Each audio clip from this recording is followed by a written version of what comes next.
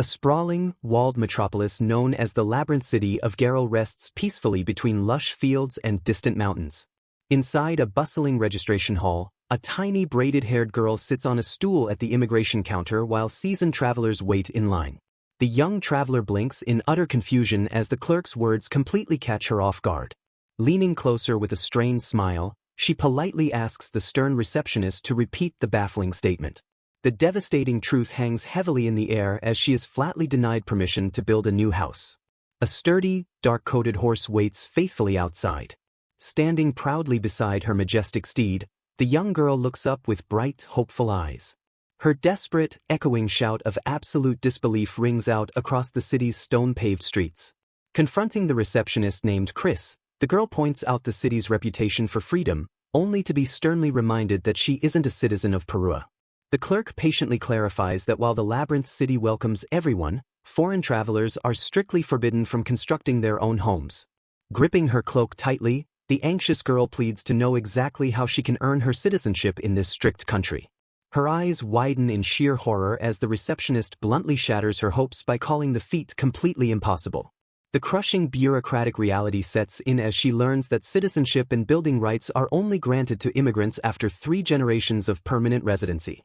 Clinging to a shred of optimism, the girl eagerly asks if she can at least find work, though the clerk warns that securing a job without a formal introduction is extremely difficult.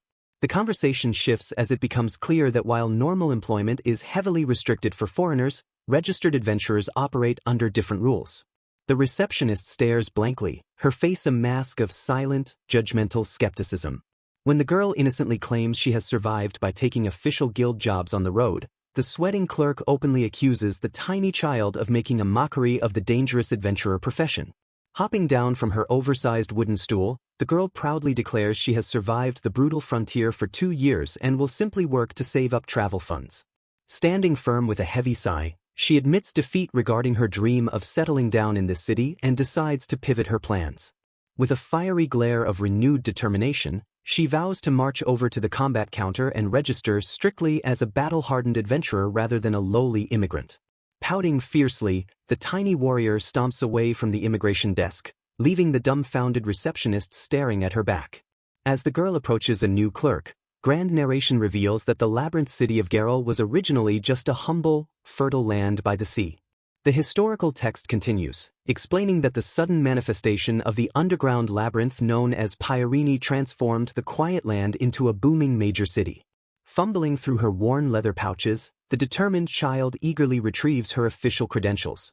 She firmly presses her battered adventurer's guild card into the waiting hand of the new receptionist. Staring ahead with quiet resolve, she mentally reflects on how she traveled all this way believing Garel was the perfect forever home, anxious to finish up because her companion is waiting. Waiting patiently inside a wooden stable, a loyal brown horse watches the entrance alongside a white mare. The girl's cheerful voice calls out an apology to her beloved steed, Peru-chan, for the agonizing delay. Grabbing her horse's reins with a victorious smile, she leads Peru-chan forward and celebrates that they can finally enter the city proper. Realizing that the fading evening light means the local inns are likely packed to the brim, she quickly pivots to finding immediate shelter. Standing near the massive stone gateway, she looks up at her faithful mount and pitches a simple backup plan to rest near the outer wall. The weary duo approach a modest, quiet stable tucked against the outer fence, hoping to secure a safe resting place for the night. The young girl gasps in utter shock, demanding to know why she cannot stay at the stable. 2 stablemen gently but firmly refuse her request, explaining that sleeping outside is strictly prohibited for safety reasons in such a dangerous city. Unconvinced, she argues that the countryside is far more terrifying, but the taller man quickly dismisses her naivety. He passionately recounts his own near-death experiences with towering wolves and sudden monster attacks to prove that the city's outskirts are no place for a child. Shifting his tone to a grave warning, the older stableman points out that malicious adults who prey on vulnerable little girls also roam the dark streets. The men groan in shared frustration as the stubborn girl points out she has absolutely nowhere else to go tonight. Defeated by her desperate situation, the older man points toward a secure corner near the manager's quarters and reluctantly allows her to stay. Softening their stern demeanor, they promise to stand guard until dawn and kindly offer to fetch fresh straw for her makeshift bed. Her face immediately lights up with a radiant, grateful smile as she thanks them profusely for their unexpected mercy. Sighing at the sheer absurdity of a lone child sleeping in a barn, they nervously offer to give her directions to the local orphanage.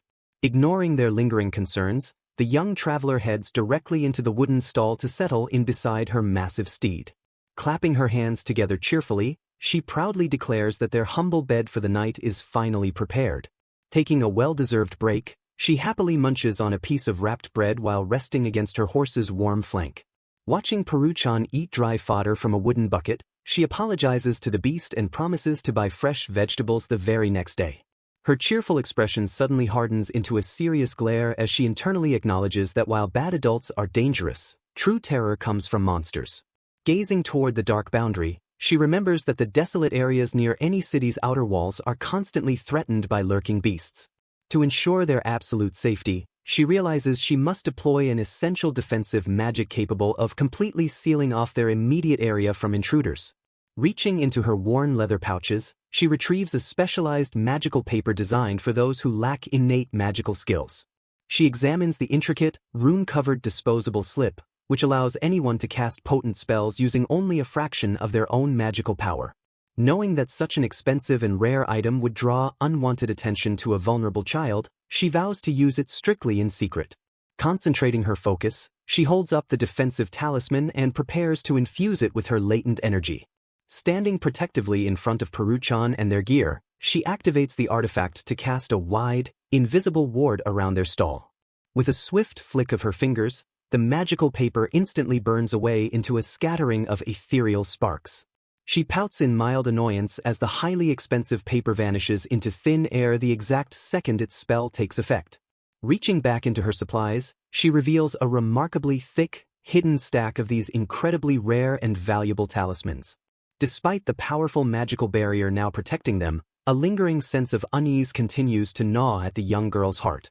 Leaning back against her sleeping horse, she bitterly regrets rushing to this labyrinth city only to discover her dreams of settling down were hopelessly naive.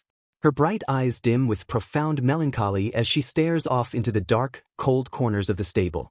Staring up at the wooden rafters, she mourns the rapid death of her simple dream to rent a room, stabilize her chaotic life, and eventually build a true home. The painful longing triggers a sudden flashback, revealing that she harbored the exact same desperate desire for a home in her past life. A horrifying memory flashes in her mind of a sudden, brutal instant where a mysterious force sliced through her body, abruptly ending her previous existence. Escaping the bloody memory, the reincarnated soul drifts to sleep against her horse, trapped in a harsh fantasy world entirely disconnected from her original Earth. The young girl remembers turning 10 and suddenly regaining the memories of her past life while standing amid swirling darkness. With a determined and battle-scarred expression, she recalls arriving here after a long, grueling journey. Looking up with a resigned sigh, she silently acknowledges her sudden misfortune. Leaning her head back, she quietly murmurs that life always seems to throw these cruel twists her way. The massive horse affectionately nudges the despondent girl, snapping her right out of her gloomy thoughts. Blinking in surprise, she gives her concerned steed a reassuring wink and insists she isn't feeling down at all. Stroking the animal's muzzle, she resolves to keep grinding as an adventurer and doing side jobs to fund her move to a new town.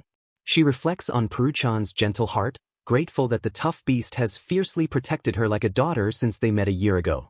The horse gently prods her again, prompting her to chuckle and playfully ask if he is telling her to go to sleep. Leaning affectionately against the large animal, she plans to tackle side jobs tomorrow and sell pouch items if her remaining funds run dry. A brilliant, unyielding smile lights up her face as she firmly promises the world she will never give up. Staring into the distance with unwavering determination, she vows that she will absolutely build her own house someday. The grand labyrinth city rests peacefully beneath a quiet, cloudy sky. Stretching her arms wide with a joyful shout, the girl celebrates her first peaceful night of sleep in a very long time. The older stableman approaches to check on the energetic little miss, glad to find her in such high spirits. She mentions wanting to cook breakfast, but he quickly shuts down the idea of using fire since it terrifies the surrounding horses. Offering a helpful alternative, the man advises her to take a single copper coin to the nearby morning market. Recognizing she is new to Geralt, he issues a stern warning to avoid the north gate at all costs, sparking her confused curiosity. Her expression turns dead serious as the man bluntly explains that the northern sector is a dangerous slum. He details how the area devolved from a barren military training ground into a lawless shantytown plagued by terrible security. Nodding politely in thanks, she silently marvels that even a massive, prosperous city harbors such deep, dangerous shadows. Turning back to Peruchan, she decides it is time to properly tidy up her appearance before heading into the bustling streets. She knows the strict city guards will immediately refuse her entry if she approaches looking like a dust-covered vagabond. With practiced efficiency, the young adventurer begins gathering her scattered belongings. Fully packed and geared up, she stands proudly beside her horse with a confident nod. Reaching swiftly into her coat, she produces a crisp, blank slip of magical paper. Holding the glowing talisman near her chest, she firmly commands the spell to cast a cleansing aura. She admits that using the spell is a bit of a luxury, but expanding the magical range over her luggage ensures everything is spotless in one go. Bending down, she carefully adjusts her clean boots to prepare for the long day ahead. She stands up and gives herself a final, critical once-over. Throwing her arms out to show off her pristine gear, she cheerfully declares that her new look is absolutely perfect. Peruchan offers an approving whinny as the girl announces her plan to hit the market before submitting her relocation notice at the Adventurers Guild headquarters. Gazing in awe at the sprawling metropolis, the young adventurer marvels at the massive walls enclosing the labyrinth city. Navigating through the bustling morning market, she takes in the lively atmosphere with her heavy pack secured on her back. Weaving through the crowded stalls, she smiles brightly at the abundance of fresh produce on display. Staring at a half-size sandwich, she bitterly complains that 1 copper coin should buy a growing girl at least double the food. Her eyes suddenly widen in delight as she spots a fantastic deal offering 5 vegetable skewers for a single copper coin. Eagerly reaching across the wooden counter, she happily trades her coin with the friendly vendor for the fresh meal. Holding up the delicious vegetable skewer, her face completely lights up with a radiant, satisfied smile. While she happily munches on her breakfast, a curious stall owner notices her genuine amazement at the local produce. The friendly merchant points out her wide-eyed wonder and kindly asks if this is her very first time visiting Geralt. Beaming with excitement, she enthusiastically confirms her newcomer status, prompting the merchant to offer a helpful guide to the city. Soon, multiple friendly locals gather around the tiny adventurer, eagerly chiming in to teach her all about their massive home. She quickly learns that Geralt is divided into 5 massive districts, with the wealthy ruling class residing safely in the south away from the northwestern labyrinth. The merchants explain that the northern sector acts as a lively downtown, packed with inns and shops explicitly catering to rugged adventurers. Shifting to a more serious tone, they warn her that the perimeter near the outer wall is a notoriously dangerous slum district. Continuing the geography lesson, they describe the eastern commercial district and a bustling port town at the city's edge known for processing fresh seafood. Glancing around, she realizes that her current location in the western sector serves as the main entrance for travelers and is dominated by vast agricultural fields. Absorbing the overwhelming influx of information, the young girl blinks in quiet realization at the sheer scale of the metropolis. Spotting a large, multi-passenger wagon drawn by 2 horses down the cobblestone street, she curiously asks if it is a shared carriage. She learns that ordinary citizens rely on these shared transports because riding a personal horse within the walls requires expensive permits and strict registration. Looking down with a determined pout, she stubbornly vows that she will never abandon Peruchan just to comply with the city's restrictive residency laws. Adapting to the strict rules, she resolves to simply lead her faithful steed by the reins and take him outside the gates for proper exercise. Arriving before an imposing stone structure, the tiny traveler tilts her head and wonders if she has finally found her destination.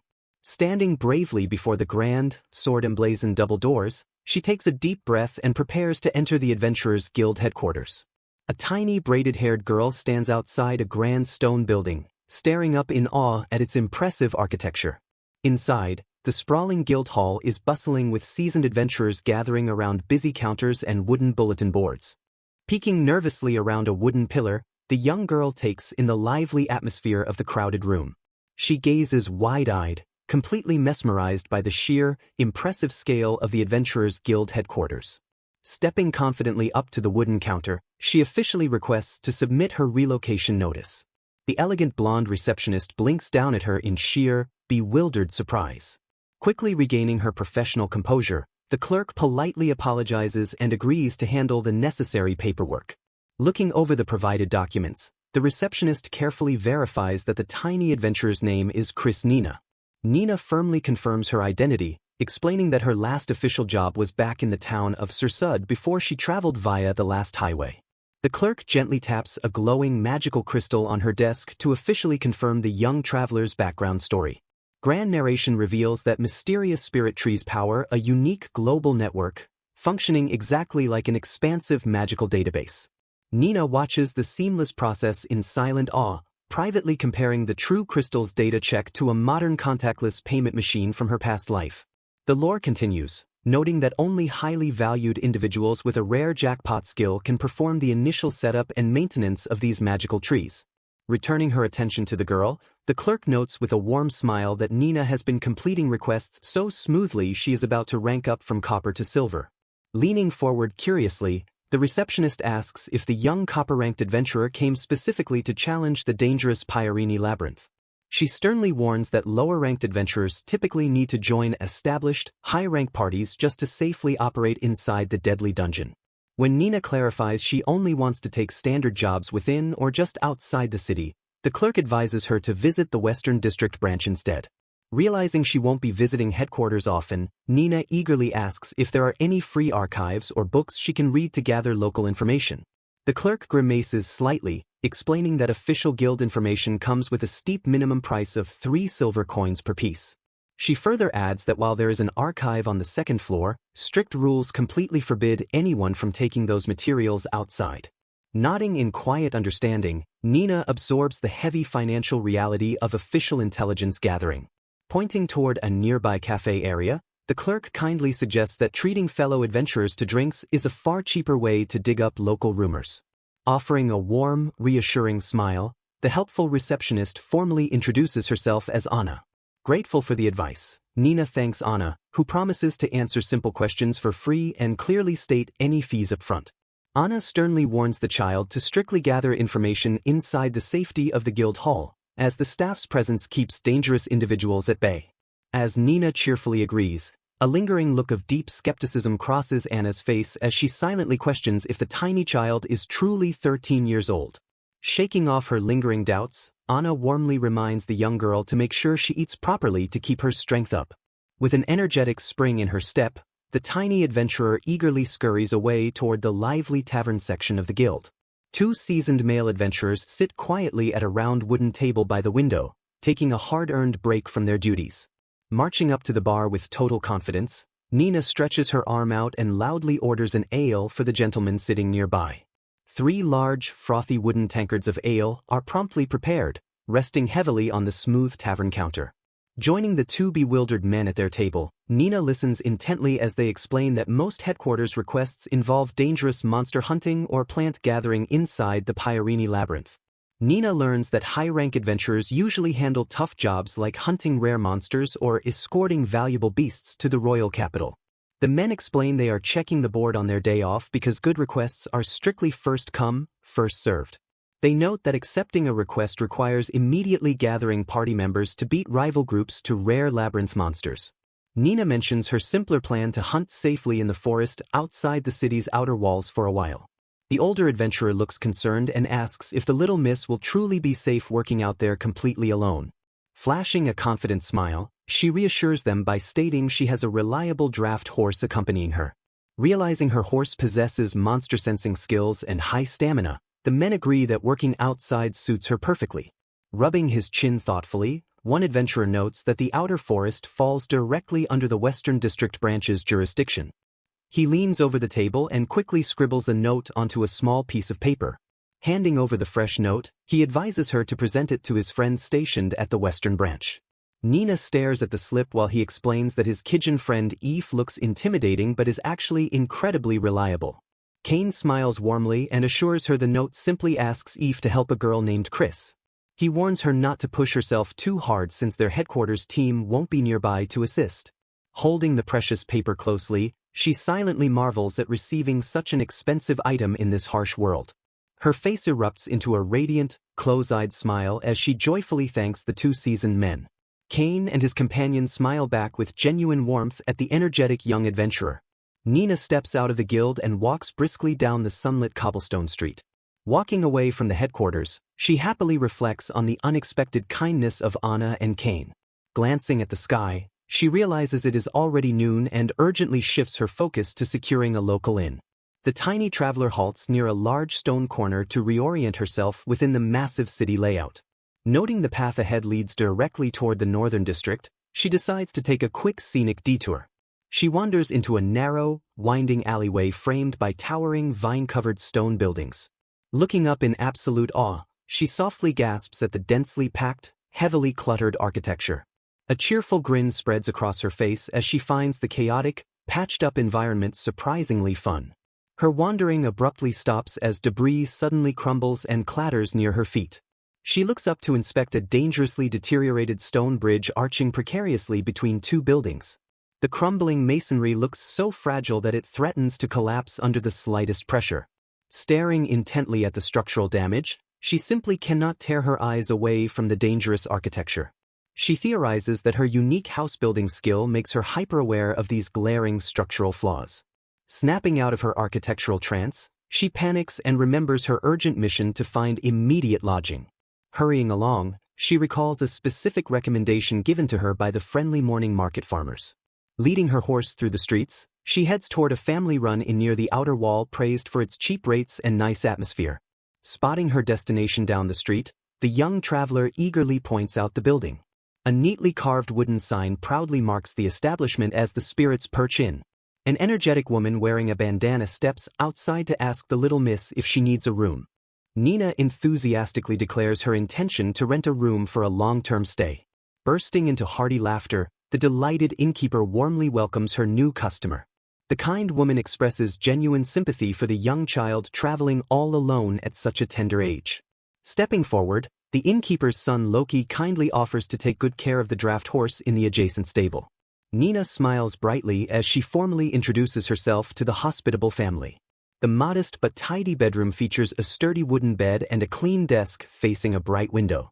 The innkeeper kindly tells the tiny traveler to call for her if she needs anything at all. Exhausted from her long day, Nina slumps down onto the edge of the soft mattress. Throwing her arms wide, the cheerful girl falls back onto the bed to finally enjoy a peaceful rest. Staring up at the ceiling, she quietly reflects on the incredibly long journey from her remote hometown. A somber flashback begins, revealing that her entire life drastically changed after undergoing a late birth rite at age 10. Historical narration explains that local priests typically perform the birth rite to reveal a newborn's God-given name and innate skills. The historical text details how most babies receive useful skills that vastly accelerate their learning speed. Heartbreakingly, the narrator reveals that her father refused to name her because frontier villages never receive visits from priests. A brutally cruel flashback shows an angry adult hurling a heavy sack at the tiny, cowering child while calling her completely useless. The battered little girl clutches her hands and tearfully apologizes to her abusive father. Looming over her with burning rage, her father threatens to sell her off if her future skills prove worthless. Silent narration notes that basic abilities like floor cleaning are widely considered dud skills by society. In this unforgiving world, individuals who fail to manifest multiple strong skills by adulthood are ruthlessly cast aside as complete failures. The gloomy history continues, revealing her hometown was originally formed by outcasts surviving near a harsh penal colony. Tragic memories explain that her frail mother tragically passed away shortly after giving birth to her. The devastating loss drove her grief-stricken father to treat his only daughter with increasing cruelty. Staring blankly ahead, the young child silently endures her bleak and loveless existence. Seeking any comfort available, the little girl spent her days taking care of a friendly local witch to escape her miserable home life.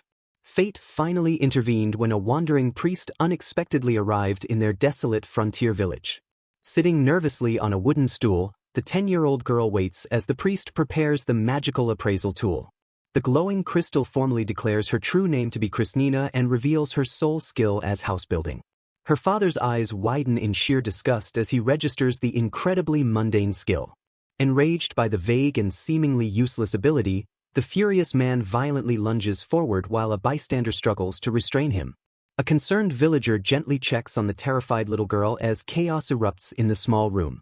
Her eyes widen in a sudden, overwhelming moment of absolute clarity. Sitting quietly on her bed in the present, Nina admits she had always felt different but truly understood her reality on that fateful day. The profound shock of the appraisal fully awakened her reincarnated memories from a past life on Earth. Echoes of her father's brutal threat to sell her away violently ring through her restored mind. Forging a desperate plan, the determined child realizes she cannot stay in that abusive village another second. Knowing her father would follow through on his cruel promise, she quietly plots her immediate escape. Throwing herself at the mercy of the visiting clergy, the desperate girl successfully begs the priests to take her far away from her father. Escaping her dark past, she officially begins her long, grueling journey to find a true place to belong. Hiding fearfully from a massive, tusked monster, she quickly learns that surviving this skill-driven world is far harsher than her past life on Earth. Clenching her fist with fierce determination, she proudly vows to use her adult memories to survive despite possessing only a mundane building skill. Reaching confidently into her worn leather pouch, the young adventurer firmly grasps a hidden trump card. Flashing a sly smirk, she reveals a powerful magical paper taught to her by the village witch. Sitting quietly at a sturdy wooden desk, the young girl prepares a fresh sheet of paper and a bottle of ink. She confidently decides that handcrafting and selling magical paper is a surefire way to earn travel funds. Gripping her pen tightly, she diligently traces intricate patterns despite lacking the specialized skill normally required for the task. She acknowledges that recreating the complex magical runes from memory demands an incredible amount of exhausting effort. A bittersweet memory surfaces of the agonizing days she spent constantly failing under the witch's strict tutelage. With a fierce and determined glare, she firmly asserts that sheer perseverance can overcome the lack of a magical skill. Humming a cheerful tune, she happily embraces the meticulous drawing process as a perfect distraction in a world devoid of entertainment. She proudly shows off 10 flawless sheets of highly valuable magical paper covered in dense runic text. Ensuring her financial stability, she thoughtfully decides to draft a few extra magical sheets for her own personal survival. She carefully inspects the uniquely compact talismans designed specifically by her mentor to be easily concealed. Resting her cheek against her hand, she peacefully visualizes a future where she saves enough money to finally find a forever home. Dreading the thought of sleeping on the cold ground again, she contemplates purchasing a sturdy horse-drawn carriage for her travels. Her bright eyes suddenly widen as a revolutionary idea strikes her. She excitedly realizes that a well-furnished carriage functions exactly like a mobile home. A brilliant aura of realization surrounds her as she loudly declares she can apply her useless skill to a wagon. A vivid flashback transports her back to her hometown where she stands helplessly before a crumbling lumber shed. She remembers freezing in absolute panic when the witch casually ordered her to repair the massive wooden structure. Tapping her cheek thoughtfully, she recalls desperately searching for a solution to the impossible task. Her mind shifts toward the tiny mice scurrying through the wooden planks. She carefully ponders if the rodents genuinely consider the ruined shed to be their home. Staring intently at the weathered wood, she successfully reframes the storage unit as a literal house for mice. The defining concept of a house echoes powerfully through her awakened mind. The exact second she accepted the structure as a home, a flood of advanced architectural knowledge instantly filled her brain. Kneeling with a hammer in hand, she marvels at how her body automatically moved to execute the flawless repairs. A magnificent and perfectly restored wooden shed stands as absolute proof of her hidden potential. Flashing a radiant smile, she finally understands that her magic activates purely based on her personal definition of a home. Snapping back to the present, she logically deduces that modifying a cheap, used carriage is far more efficient than building one from scratch. Her cheeks flush with overwhelming excitement as her brilliant master plan fully comes together. Thrusting her fists triumphantly into the air, she enthusiastically shouts her readiness to acquire serious wealth. She proudly marches toward the towering magic guild with high hopes of securing a premium price for her goods. Leaning eagerly over the wooden counter, she presents her handmade talismans to a deeply skeptical guild appraiser. The stern clerk immediately halts her excitement by bluntly asking if she possesses the official magical skills required for the craft. A stern-faced clerk at the magic guild stares down skeptically at the tiny girl. He scoffs at her ridiculously low asking price of 3 silver coins. Laughing condescendingly, he demands she at least look at a real product before trying to negotiate. Upon learning she lacks the required magical skill, he angrily dismisses her handmade items as completely worthless. Ignoring her desperate protests that other towns bought them, he stubbornly refuses to do business. Frustrated but determined, the young adventurer pivots and heads straight back to the Adventurers Guild headquarters.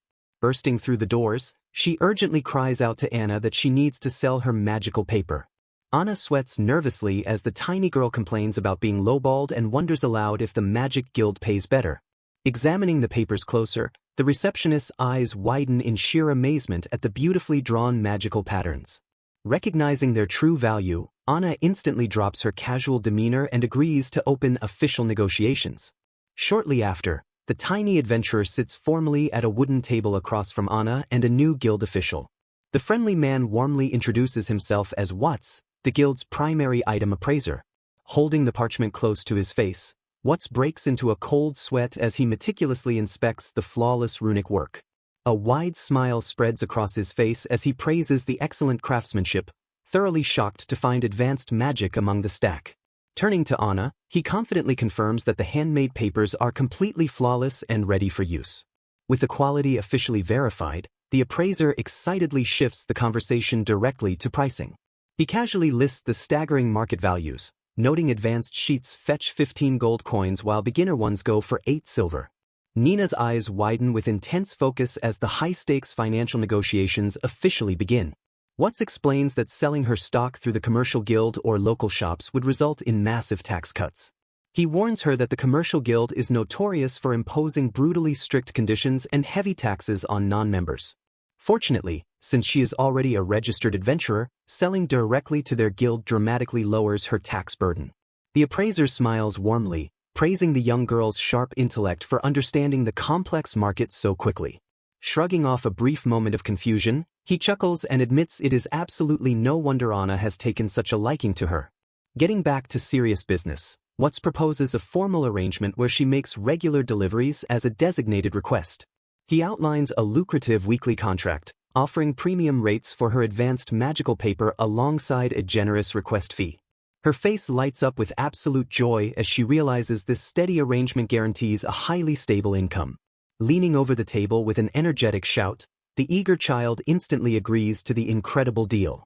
Watts and Anna sweat drop in mild surprise as the overly enthusiastic girl happily commits to the heavy workload. Suddenly, a crucial thought crosses her mind, causing her bright eyes to widen in quiet realization. Showing wisdom beyond her years, she cautiously asks for a penalty exemption in case sudden illness or injuries prevent her from fulfilling a delivery. Deeply impressed by her professional foresight, the appraiser acknowledges that failing a formal request would indeed cause severe problems. Nodding in total agreement, he asks her to wait while he prepares the official contract to make their new partnership effective immediately. A smiling woman sets a wooden tankard down on the table between Nina and Anna. Nina cheerfully grabs the drink, genuinely glad she came to them for business. She takes a sip from the tankard while listening to Anna explain the guild's strained relationship with the Magic Guild due to severe price gouging. Anna passionately points out that the Magic Guild ruthlessly exploits the fact that half of all adventurers rely on magical paper. Nina realizes this heavy reliance is entirely due to the dangers of the nearby underground labyrinth. Anna confirms that deploying magical paper is an essential survival tactic for conserving energy in the deadly dungeon. The tiny adventurer thoughtfully wonders if she should focus her efforts on crafting more barrier magic. She notes that basic body enhancement and healing spells would be highly useful for beginners as well. Watts chimes in, explaining that support magic sells incredibly well since most adventurers prioritize offensive skills. However, the appraiser advises her to supply offensive magic too to ensure a perfectly balanced inventory. He explains that while monsters grow stronger deeper in the labyrinth, dangerous outbreaks occasionally push them to the upper levels. In those terrifying moments, desperate adventurers have absolutely no choice but to rely on advanced offensive magic to survive. Eager to secure her business, Watts happily offers to cover her taxes as a generous first-time bonus. Nina's eyes widen in sheer disbelief at the unbelievably lucrative deal falling right into her lap. Anna clasps her hands together and admits they were desperate for her help since the Magic Guild recently restricted their supply. Watts hopes to secure a long-term arrangement but kindly promises they will never force her to stay against her will. He warmly offers their constant support and advice whenever the young traveler needs it. Anna winks playfully, adding that their help extends far beyond just matters of magical paper. A massive, heartwarming smile stretches across Nina's face as the tension finally leaves her shoulders. She beams brightly and thanks them both profusely for their overwhelming kindness. Internally, she celebrates the glorious realization that seasoned professionals genuinely recognize her hard-earned skills. Anna smiles back, officially placing the guild's trust in the tiny adventurer's future deliveries. Nina suddenly remembers a crucial task and politely raises her hand to ask an important question. The blonde receptionist blinks in sheer surprise when the young girl asks where she can purchase a used carriage. She immediately pivots to help, offering to write a formal letter of introduction to a trusted merchant named Gowries. Anna explains that Gowries runs a bustling lumber workshop that frequently takes in old wooden carriages. Holding the precious introduction letter closely to her chest, Nina excitedly celebrates this major step toward building her mobile home. Before Nina leaves, Anna checks to make sure the newcomer has already registered at the local Western District branch. The receptionist gently reminds her that bronze-ranked adventurers must complete at least one general request every 2 weeks. Nina breaks into a cold sweat, realizing she completely forgot about the strict, unforgiving quota. An establishing shot reveals the modest wooden interior of the Western District Adventurers Guild branch. Nina rushes immediately over to the counter to speak with the local receptionist and secure a quick job. Walking away from the counter, she passes a muscular, horned adventurer quietly drinking his ale in the corner. The large warrior shifts slightly, his imposing physical presence undeniable as she walks by. Nina stands before a large wooden bulletin board heavily plastered with various job requests. She ponders her options, heavily leaning toward a safe herb-gathering mission in the forest over manual farm labor. A deep, intimidating voice suddenly calls out from behind, bluntly asking if she is the runt named Chris. Nina tenses up completely as a massive, heavy shadow looms ominously over her tiny frame. The towering, horned Kijin from the tavern stares down at her with an intense, unreadable expression. Nina looks up with wide, cautious eyes as she faces the giant stranger confronting her. Standing her ground with arms firmly crossed, the tiny adventurer stares up at the towering man with an unyielding expression. Meeting his gaze without a single hint of fear, she firmly confirms that she is indeed the adventurer named Chris. The massive Kijin warrior blinks down at her, bluntly pointing out how incredibly tiny she is in person. Her confident demeanor instantly shatters into utter confusion as she glares back with a sharp, annoyed sound. Catching her fierce reaction, the giant man freezes as a drop of nervous sweat rolls down his face. Narrowing her eyes into a vicious glare, the little girl silently judges the towering stranger blocking her path. Dropping her intense stare, she bitterly complains that constantly looking up at him is starting to seriously hurt her neck. She deadpans at the awkward silence, completely unimpressed by the giant warrior's intimidating presence. Hoping to clear the sudden misunderstanding, the large man retrieves a crumpled piece of paper from his pocket. Ignoring him completely, the tiny traveler turns on her heel and briskly walks away while he frantically begs her to wait. Desperately explaining his presence, Eve reveals that Kane sent him to check on her, though he admits there isn't any actual emergency. He stares in sheer disbelief as the little miss completely disregards his heartfelt explanation. Marching right up to the front desk, she casually confirms her herb-gathering request with the receptionist named Yuria. Pointing an accusatory finger back at the giant, she fiercely demands that Yuria report him to the authorities as a highly suspicious individual. As the little girl playfully sticks her tongue out, Eve desperately defends his actions while Yuria merely giggles at the chaotic scene. Cutting through the loud bickering, the elegant receptionist softly calls out the flustered warrior's name. Yuria sternly reprimands Eve, reminding him that speaking so arrogantly to a polite young lady naturally makes people highly uncomfortable. The massive warrior visibly shrinks under the receptionist's sharp scolding, a deep wave of guilt washing over his face. Swallowing his immense pride, Eve awkwardly rubs his neck and offers a genuine apology to the tiny adventurer. Instantly dropping her hostility, she offers her own sweet apology for acting immaturely, causing the giant to sigh in profound relief. With the conflict peacefully resolved, the young girl cheerfully thanks Yuria for wishing her luck on her upcoming assignment. When Eve asks if she is heading to the forest immediately, she politely clarifies that her gathering mission is scheduled for tomorrow morning. The large warrior awkwardly asks if they can properly chat then, prompting a hesitant, sweating agreement from the bewildered child. Walking away from the guild, she internally notes that she doesn't actually need any protection or help from the seasoned veteran. Suddenly, her mind completely shifts gears toward her true goal as she arrives at a bustling, dust-filled lumber workshop. Standing boldly before the workshop owner, Gowries, she confidently declares her wild intention to purchase and modify a used carriage into a mobile home. Recognizing her absolute seriousness, the bewildered craftsman listens as she proudly presents her official guild introduction letter. Brimming with unwavering confidence, the tiny builder assures him the impossible project will be effortless thanks to her unique house-building skill. The seasoned craftsman openly doubts her unheard-of ability, but she cheerfully insists that transforming a wagon into a moving home is entirely within her power. Stroking his thick beard with a spark of genuine intrigue, Gowries thoughtfully considers the sheer audacity of her grand proposal. Flashing a rugged, welcoming smile, the burly workshop owner enthusiastically waves the surprised little girl deeper into his lumber yard. Standing side by side in the sunlit yard, the veteran craftsman and the tiny builder examine the sturdy wooden bones of a weathered, wheel-bound carriage. The workshop owner points out 2 cheap carriages and mentions a third, slightly pricier option. Staring in absolute awe, the young girl excitedly declares the third carriage to be absolutely perfect. The craftsman explains the sturdy, modified cargo wagon was abandoned because it was too massive for city use. Her eyes sparkle with pure joy as the owner happily confirms she can purchase the massive wagon.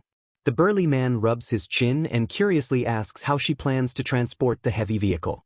Stepping forward, she politely requests to rent space and perform the modifications right there in the lumberyard. He generously offers her free workspace and tools in exchange for letting his apprentices observe her unique methods. The seasoned builder eagerly admits he desperately wants to witness the incredibly rare house-building skill in action. Walking away from the shop, she silently vows to work hard since the carriage drained her remaining travel funds.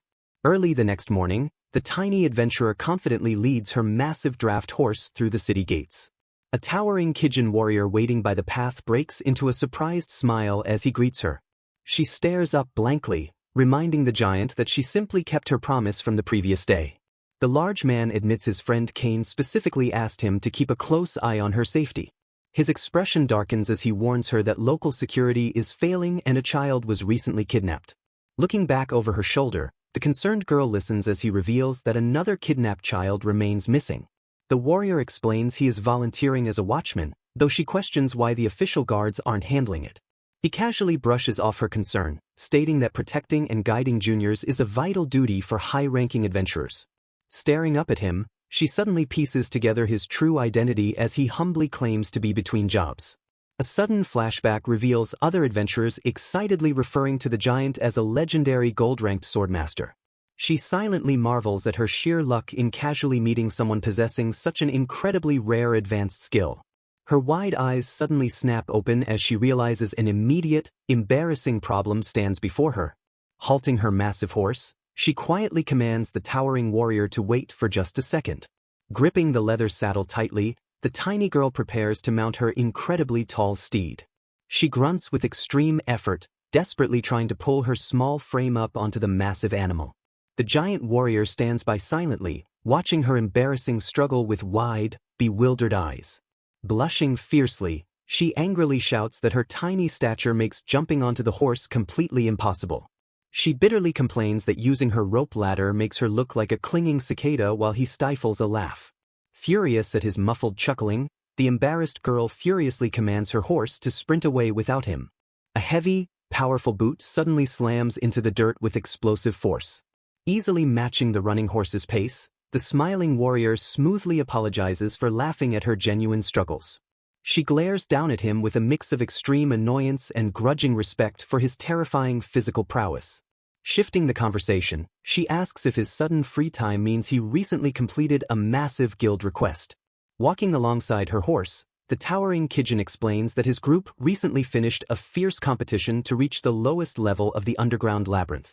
A vivid flashback shows armored warriors battling as he reveals that strict guild rules force clans into a monthly rotation, locking his party out of the deepest floors for another 2 months. Staring ahead from atop her steed, the young girl looks deeply skeptical and questions if rival adventurers actually honor such blatant collusion. The giant warrior blinks in total confusion, completely unfamiliar with the advanced political term. He quickly clarifies that it is simply an honorable agreement to ensure fairness, strictly banning anyone from sneaking ahead of the designated rotation. Absorbing the complex explanation of guild politics, she nods quietly in understanding. The dense, sweeping canopy of the outer forest looms ahead as they venture deeper into the untamed wilderness. Suddenly, a vicious pack of oversized, red-eyed rats launches a terrifying surprise attack directly at the giant swordsman. Reacting with explosive speed, Eve casually shatters the lead monster's skull with a single, devastating kick. The sheer force of his casual blow sends the remaining beasts flying violently through the air. Completely unfazed by the brutal carnage, the tiny adventurer calmly kneels in the dirt to harvest a fresh medicinal herb. She beams with absolute joy, loudly celebrating the incredible sense of absolute safety his monstrous strength provides. Towering over her, the seasoned warrior sternly warns that wandering this deep into the untamed mountains with only her horse is incredibly reckless. She quickly dismisses his profound concern, innocently pointing out that Peruchan is perfectly capable of handling the dangerous wilderness. The massive brown steed shoots Eve a terrifying, venomous glare, prompting the sweating warrior to note that she has severely offended the proud beast. Affectionately stroking her mount's mane, she proudly reveals that Peruchan possesses the legendary, powerful bloodline of a dragon horse. Shrugging off the beast's deadly stare, the giant casually reminds her that he can effortlessly crush local monsters with his bare hands anyway. Bending down with surprising speed, the tiny girl snatches a surviving giant rat by the throat and boasts about her own solid grip strength. The vicious rat thrashes helplessly in her unyielding grasp while she stares blankly ahead with terrifying composure. With a sickening, effortless crunch, she snaps the monster's neck and casually lets its lifeless body dangle from her hand. Staring in absolute disbelief at the brutal execution, the giant warrior sweats nervously and admits she is surprisingly strong. Flashing a radiant, innocent smile, she proudly attributes her lethal strength to a solid core built entirely from carrying heavy construction materials. Rubbing his chin thoughtfully, he asks if her compact size and terrifying physical power are traits inherited from dwarven blood. The tiny girl instantly erupts in a fiery rage, fiercely demanding that he stop mocking her short stature. Quickly apologizing to the furious child, he notes her completely human appearance and wonders aloud if she is a half-blood. Calming down, she explains that her cruel father was entirely human while her remarkably slender mother might only have had a trace of dwarven heritage. The towering swordsman smiles down at her with a gentle, deeply understanding warmth. Reaching out with a massive, battle-scarred hand, he affectionately pats her braided hair and agrees that her mixed heritage makes perfect sense. Flashing a brilliant, fanged grin, he shockingly reveals that he is also a half-human who simply claims the Kijin title to avoid annoying questions. The tiny traveler stares flatly at the giant warrior with a deeply unamused, judgmental glare. She silently questions why this legendary, terrifying swordsman is suddenly acting exactly like a doting, overprotective older cousin. The peaceful, sunlit canopy of the dense forest sways quietly above them as their strange new friendship deepens. Flashing a radiant, close-eyed smile, the tiny adventurer cheerfully celebrates gathering an absolute ton of fresh herbs. The towering swordsman happily reveals his own massive haul, casually offering her a bloody sack filled with monster tails to use as official extermination proof. His relaxed expression suddenly hardens into a sharp, focused stare as he senses a strange presence nearby. Sensing the unseen disturbance, the massive draft horse immediately perks up its ears and snaps its gaze toward the dense foliage. The young girl nervously asks if a monster is approaching, but the seasoned warrior hesitates, unsure of exactly what is lurking in the shadows. Observing her steed's calm demeanor, she logically deduces that the hidden entity likely isn't a dangerous threat. Peering into the thick brush, the giant notes a bizarre, fleeing creature that registers as neither human nor monster while being actively chased by smaller beasts. A frantic rustling echoes through the quiet forest as the mysterious chase rapidly approaches their position. Catching a faint, magical sparkle through the leaves, the young girl gasps in awe and wildly wonders if they have stumbled upon a real fairy. The battle-hardened Kijin sweats nervously, utterly bewildered by her sudden, intense burst of overwhelming excitement. Pumping her tiny fists with fierce determination, she proudly declares her absolute intent to save the mysterious creature while her giant companion stares in confusion.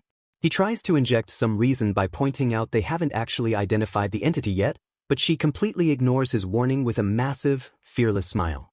Driven by pure fantasy, the eager child passionately insists that she absolutely must meet a legendary fairy. The swordsman thoughtfully recalls a witch explaining that fairies craft top-tier items in exchange for offerings, realizing her unique house-building skill could easily satisfy their demands. The unlikely trio of adventurer, warrior, and horse stand frozen in the heavy brush, silently waiting for the mysterious creature to emerge. Her bright eyes widen in utter fascination as the rustling finally stops and she spots the target. 3 menacing, dark-feathered monsters aggressively surround a tiny, innocent white creature trapped desperately within the tangled branches. The grand fairy illusion instantly shatters as the creature lets out a simple chirp, leaving the utterly disappointed girls staring blankly at a perfectly normal little bird. A tiny, braided-haired adventurer strikes a cute pose with a small, round bird resting perfectly atop her head. Pointing upward, the giant swordsman asks if the tiny bird was the creature being chased by the monsters. Acknowledging the situation, he instructs the young girl to go rescue the frightened little bird. Stepping forward with a gentle smile, she softly coos and beckons the creature to come down. Trapped high in the thick canopy, the round, long-tailed bird stares down at her with wide, cautious eyes. The warrior notes that wild birds rarely trust humans, prompting her to sadly admit her approach isn't working. Suddenly, the tiny creature's eyes widen with a spark of unexpected intelligence. Flapping its small wings frantically, the fluffy white bird launches itself from the safety of the high branches. With a soft flutter, the creature gracefully touches down on a branch right in front of the amazed girl. Her face instantly brightens with joy as she calls the loudly chirping creature absolutely adorable. A moment of profound silence passes as she stares deeply into the bird's unusually expressive eyes. Narrowing her gaze suspiciously, she bluntly asks the creature if it can understand her and if it is actually a fairy. Sitting quietly on the branch, the mysterious bird offers a highly suspicious, rhythmic chirp in response. She firmly tells the creature to stop pretending because its unnatural behavior has completely given away its true identity. Startled by her sharp deduction, the tiny bird lets out a sharp squeak of surprise. Holding the bird safely near her massive draft horse, she reassures the fairy that the gentle herbivore will never eat it. Turning back to the towering Kijin, she eagerly asks for permission to keep the little creature. The seasoned warrior confirms it is indeed a fairy, deducing it must be a stray since there are no powerful spirits nearby. When she casually insults the fairy's dopey appearance, the warrior chuckles and assures her that fairies are naturally easygoing. Grand narration reveals that fairies are cherished kin to the rare, God-serving spirits that seldom manifest in the mortal world. Looking intently at the stray fairy, she warmly offers to take it along since it lacks a guardian spirit. Overjoyed by the generous invitation, the tiny white bird releases a loud, triumphant chirp. Moving with blinding speed, the fairy instantly launches itself directly into the startled girl's chest. Sweating at the creature's alarming lack of caution, she gently holds the bird and admits she simply cannot abandon it. Nuzzling her cheek against the incredibly fluffy bird, she happily celebrates making her very first fairy friend. The bright, cloud-swept sky stretches peacefully over the sprawling forest canopy. A sudden realization strikes the young adventurer as her eyes snap wide open. Holding the perched fairy close, she curiously asks if her new companion already has a name. Riding smoothly atop her horse, she devises a clever naming game where she will list sounds until the fairy chirps at its favorite. They ultimately settle on the name Isa while she absent-mindedly wonders if magical fairies even possess genders. The deeply offended fairy aggressively pecks her face, forcing the frantic girl to apologize for the rude assumption. Shifting to a serious tone, she asks the 1-year-old fairy if it previously served under a powerful spirit. A tiny, fluffy white bird flutters aimlessly through the open air. Suddenly caught in a powerful gust of wind, the disoriented creature tumbles helplessly out of control. The young girl stares blankly at the clumsy fairy, realizing he was simply attacked by monsters after blowing completely off course. Chirping excitedly, the little bird listens as she gently asks if his guardian spirit will eventually come to rescue him. The fairy lets out a solitary, mournful chirp, prompting her to admit that he truly belongs with his magical master. Smiling warmly, she confesses her lifelong dream of speaking with a fairy while wishing they could travel together forever. The energetic fairy happily chirps its agreement as she vows to protect him until his rightful master returns. Days pass quickly as the determined adventurer grinds relentlessly to fund the construction of her mobile base. Venturing into the forest alongside the towering swordsman, she spends her mornings gathering valuable herbs while her draft horse grazes nearby. As night falls, the diligent builder focuses her remaining energy on meticulously inscribing highly profitable magical papers. With her pockets finally full of hard-earned coins, she prepares to begin the serious construction of her dream carriage. The massive, wooden framework of her future mobile home stands proudly inside the bustling lumber workshop. Staring intently at the heavy wooden wheels, the young builder carefully analyzes the complex carriage-undercarriage. Gripping her chin in deep thought, she humbly admits that her knowledge regarding mechanical undercarriages is severely lacking. The seasoned craftsmen enthusiastically praise her rapid learning speed, though she graciously credits their expert advice for her success. Refusing to rely blindly on magic, she methodically disassembles and repairs the carriage parts to fully understand their fundamental mechanics. Leaning over a detailed set of blueprints, the tiny architect carefully reviews her ambitious structural plans with the burly apprentices. Analyzing the design, she plans to keep the living quarters as light as possible while heavily reinforcing the outer walls. She logically deduces that the mobile home must be naturally durable enough to survive brutal monster attacks without constantly relying on magical barriers. As she notes a severe lack of building materials for the upper frame, the burly workshop owner casually steps in to check on her progress. The veteran craftsman generously offers to supply his own premium lumber at a steep discount to support her grand project. Operating as a true team, the skilled laborers constantly share their specialized knowledge and assist one another during their free time. Watching the collaborative craftsmen work, a bright smile spreads across her face as she deeply appreciates the workshop's incredibly supportive environment. Glancing over the neatly organized piles of freshly crafted wooden components, she notes that the primary pieces are finally prepared. With a confident thumbs up, an eager apprentice enthusiastically volunteers to finalize the heavy mechanical undercarriage. She sternly warns the craftsman to watch her closely, admitting her intense focus causes her to completely lose awareness of her surroundings. Preparing to unleash her unique abilities, she mentally notes that advanced skills rapidly drain her own internal magic reserves. Recalling her strict magical training, she resolves to carefully regulate her energy output instead of burning out instantly. Her eyes narrow with absolute, unyielding focus as she actively channels her latent energy. A powerful aura of pure determination radiates from the young builder as she firmly establishes the concept of a true home within her mind. The magical skill surges through her veins, instantly granting her the perfect, innate knowledge of exactly which specific tool to wield. Moving with blinding precision, the tiny architect flawlessly slots a massive wooden panel perfectly into the carriage frame. Nina's house-building skill activates, allowing her to instantly calculate the precise measurements needed to shave off the reinforcement planks.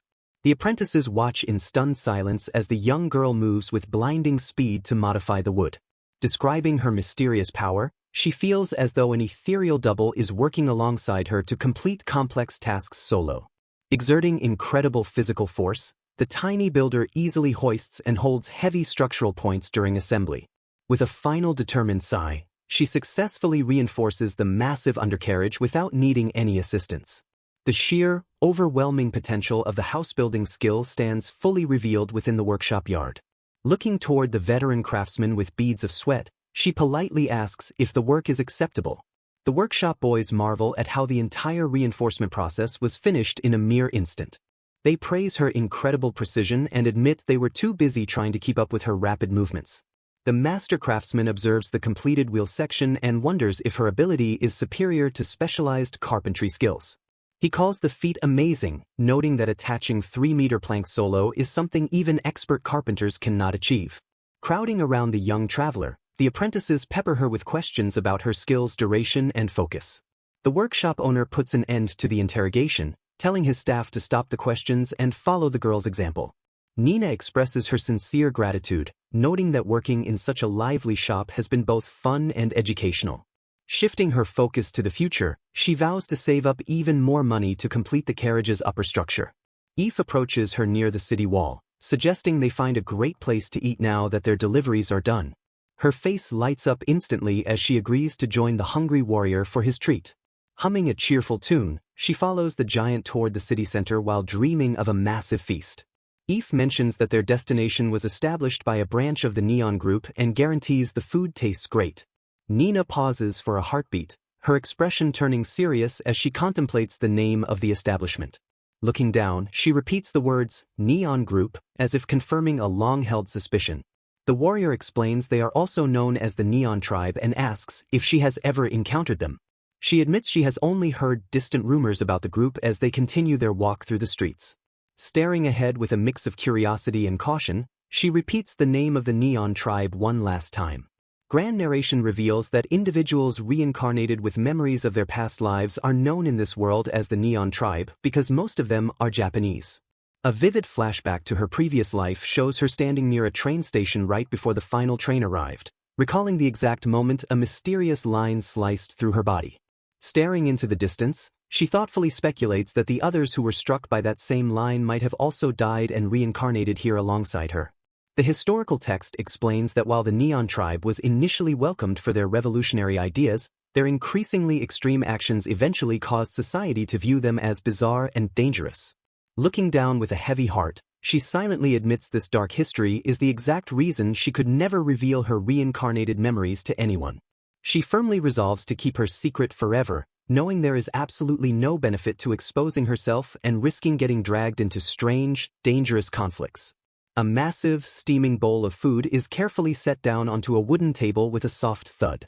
The restaurant owner serves the fresh dishes while the giant warrior enthusiastically urges the young girl to try the familiar-looking food.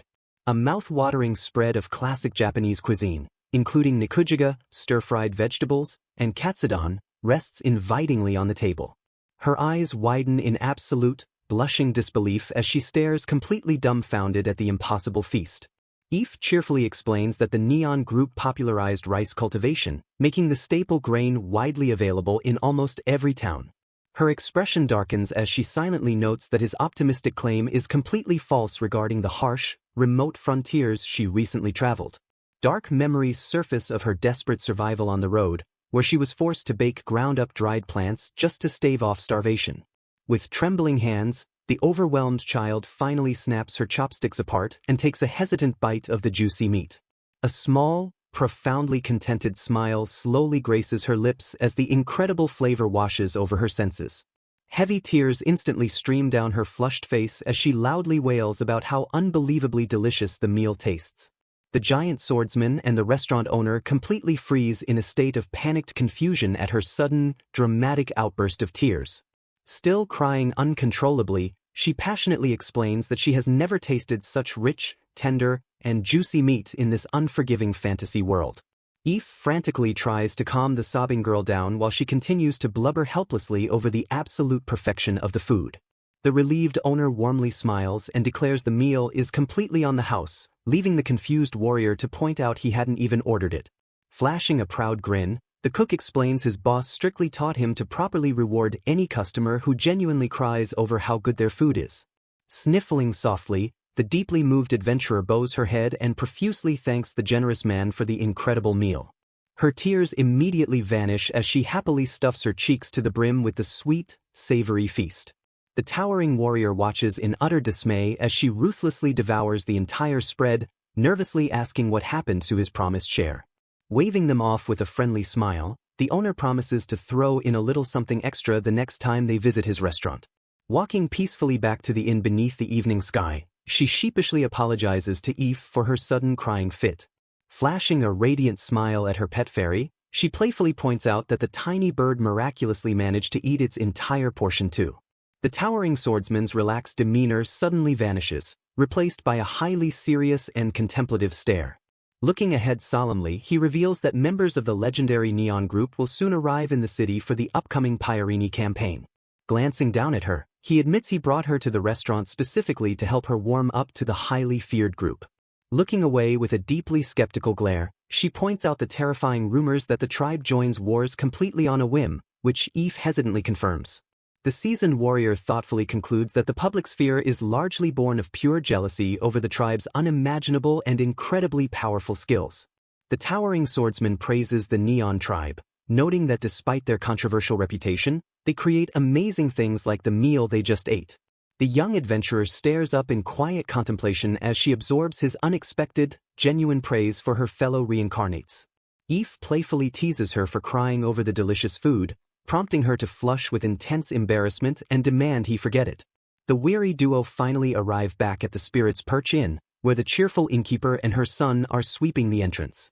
The friendly family warmly welcomes the little traveler back, and she happily announces her return to her temporary home. Turning to the innkeeper, the highly protective swordsman politely asks her to keep a close eye on his tiny companion. Flashing a gentle, reassuring smile, the giant warrior tells her to get some proper rest before waving a friendly goodbye.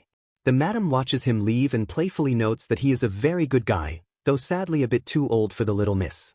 Chris laughs awkwardly, silently thinking that a grown man making a move on a literal child would be completely messed up. Walking inside, the young reincarnate feels a profound wave of relief knowing her giant friend doesn't harbor any ill will toward the Neon tribe. Crossing her arms with a sigh, she affectionately dismisses his open-mindedness as a natural byproduct of his simple, muscle-brained nature.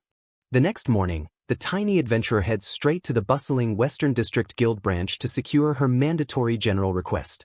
She glances around the crowded wooden room in slight confusion, surprised to find that her towering companion is nowhere to be seen today. Her confusion deepens as she stares blankly at the request board, realizing every single herb-gathering job has completely vanished. A smug, bronze-ranked adventurer suddenly steps in front of her, proudly waving a thick stack of claimed herb-gathering forms. The little girl glares up at the arrogant man with an intensely unimpressed, deadpan expression.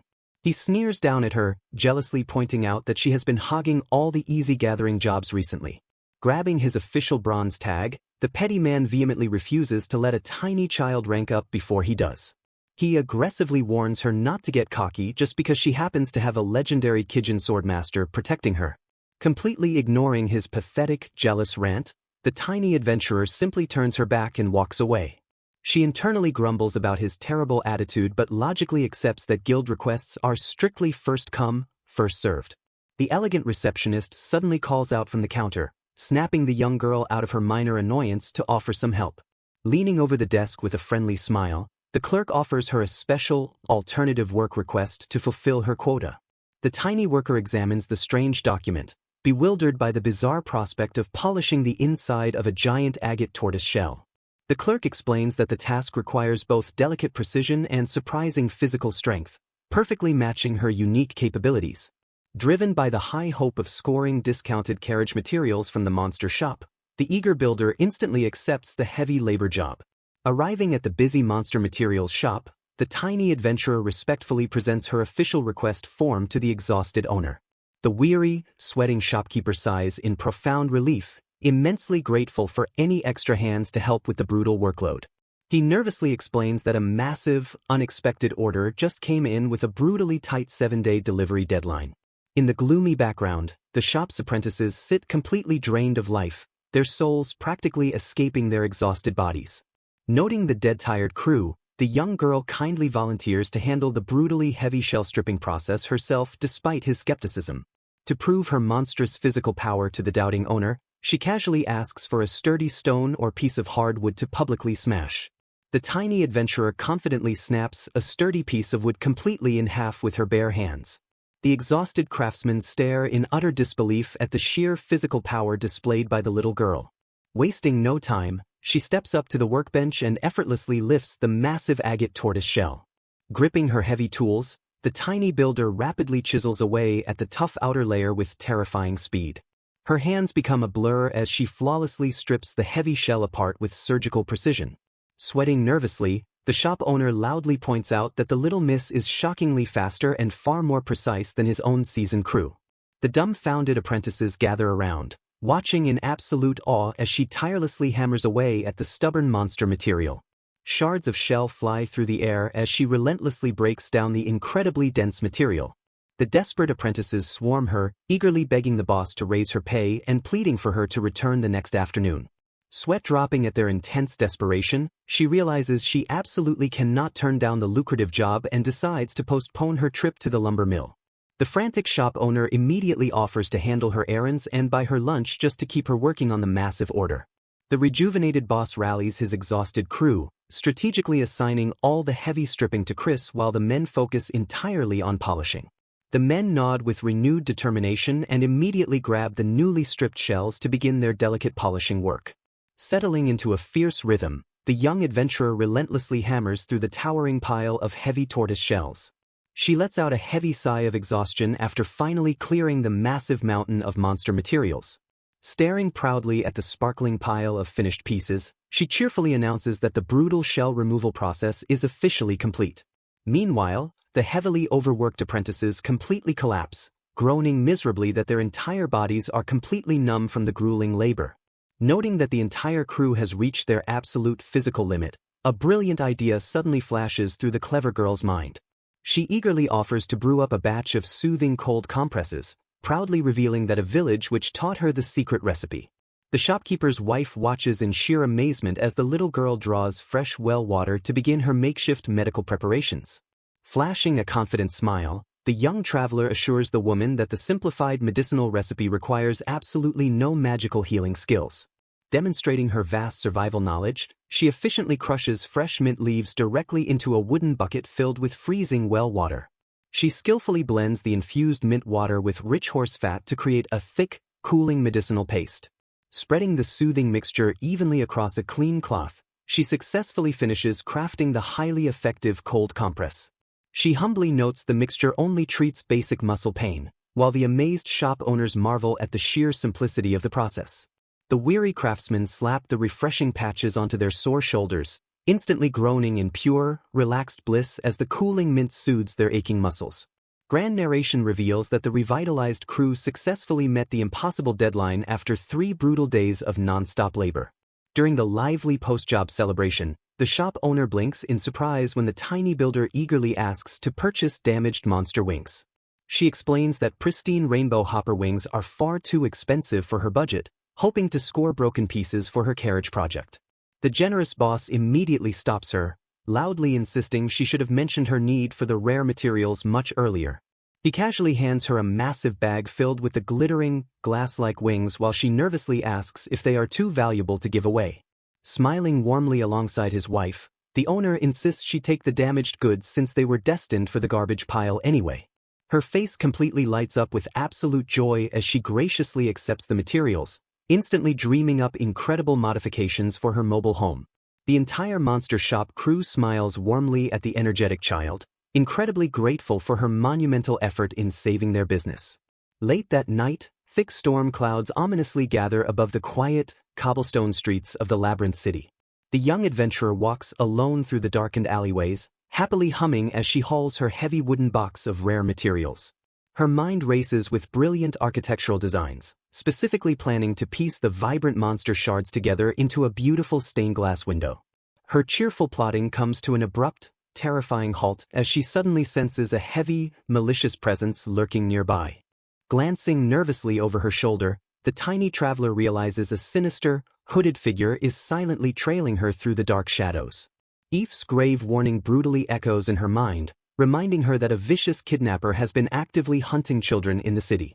Breaking into a cold sweat, the terrified girl clutches her heavy supply box tightly as the terrifying reality of a stalker sets in. The young girl stands tensely in the shadows, entirely unaware of the ominous cloaked figure looming directly behind her.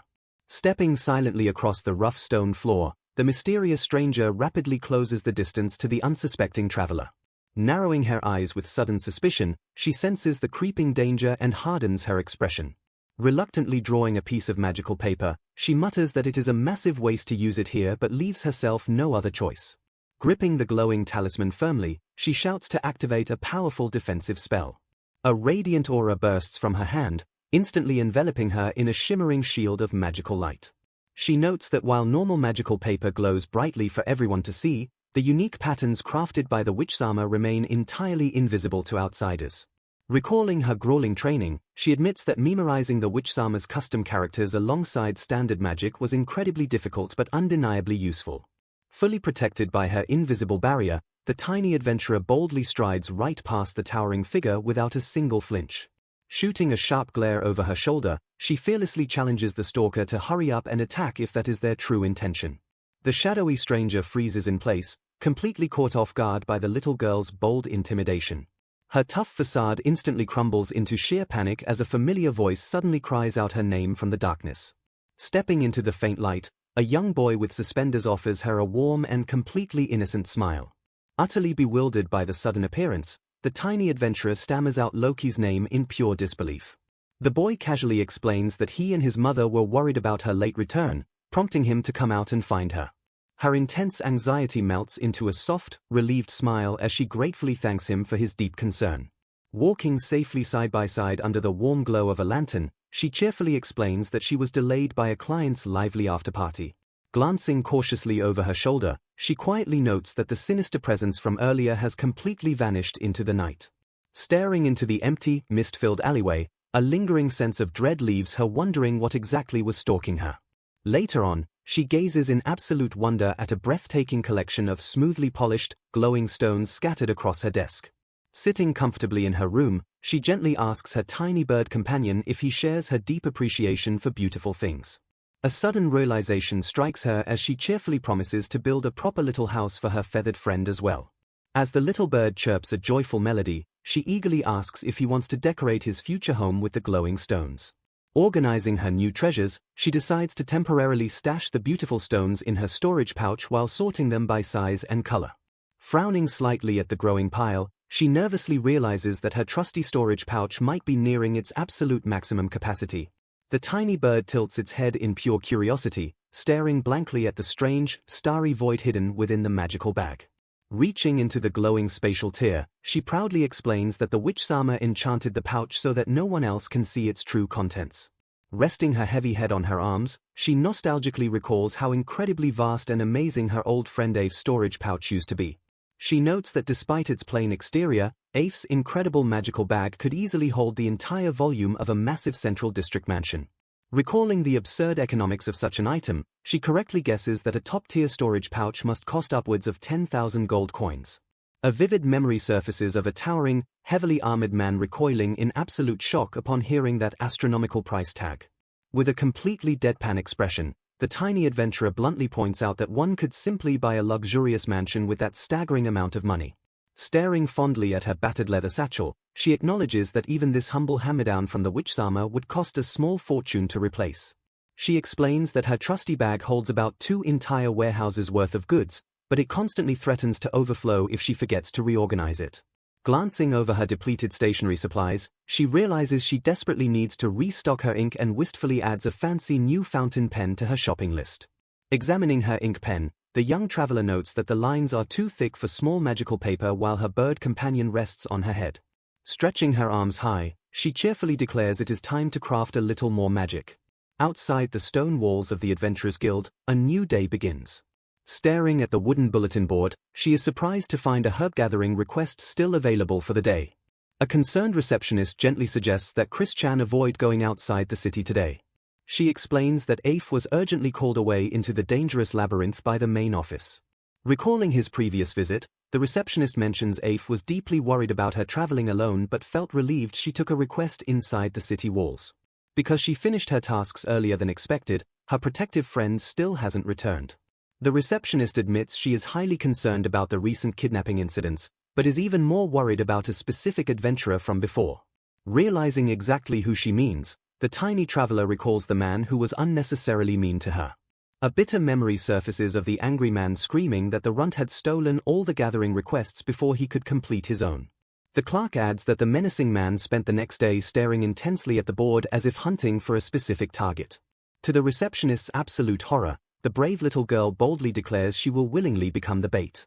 She calmly deduces that the perfect time for him to attack would be while she is isolated in the forest gathering herbs.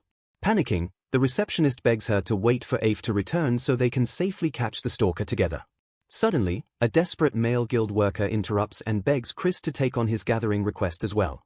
Sweating nervously, he explains that requests are piling up because the usual gatherers are busy with other jobs. He heavily relies on her well-known accuracy and carefulness to properly secure the needed herbs. Beaming with confidence, she promises she will be completely fine with Peru-chan and Isa by her side, noting she even prepared a backup plan. Reluctantly accepting her decision, the receptionist strictly warns her to run away immediately if things get too dangerous. Dark, towering evergreens loom ominously over the quiet wilderness. Deep within the shadows of the woods, Chris kneels to harvest herbs while her massive steed grazes peacefully. Sensing hostile presences, she shoots a fierce glare into the brush and challenges her attackers to come out of hiding. Peru-chan sharply raises his head, his ears twitching as he detects the approaching danger. Noticing her mount's sudden alertness, she quickly calls out his name. Her eyes widen slightly as the hidden ambushes finally reveal themselves.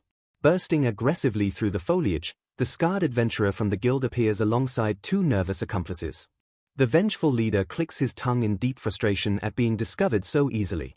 Realizing their stealth approach has failed, he frantically orders his confused lackeys to deal with the giant horse.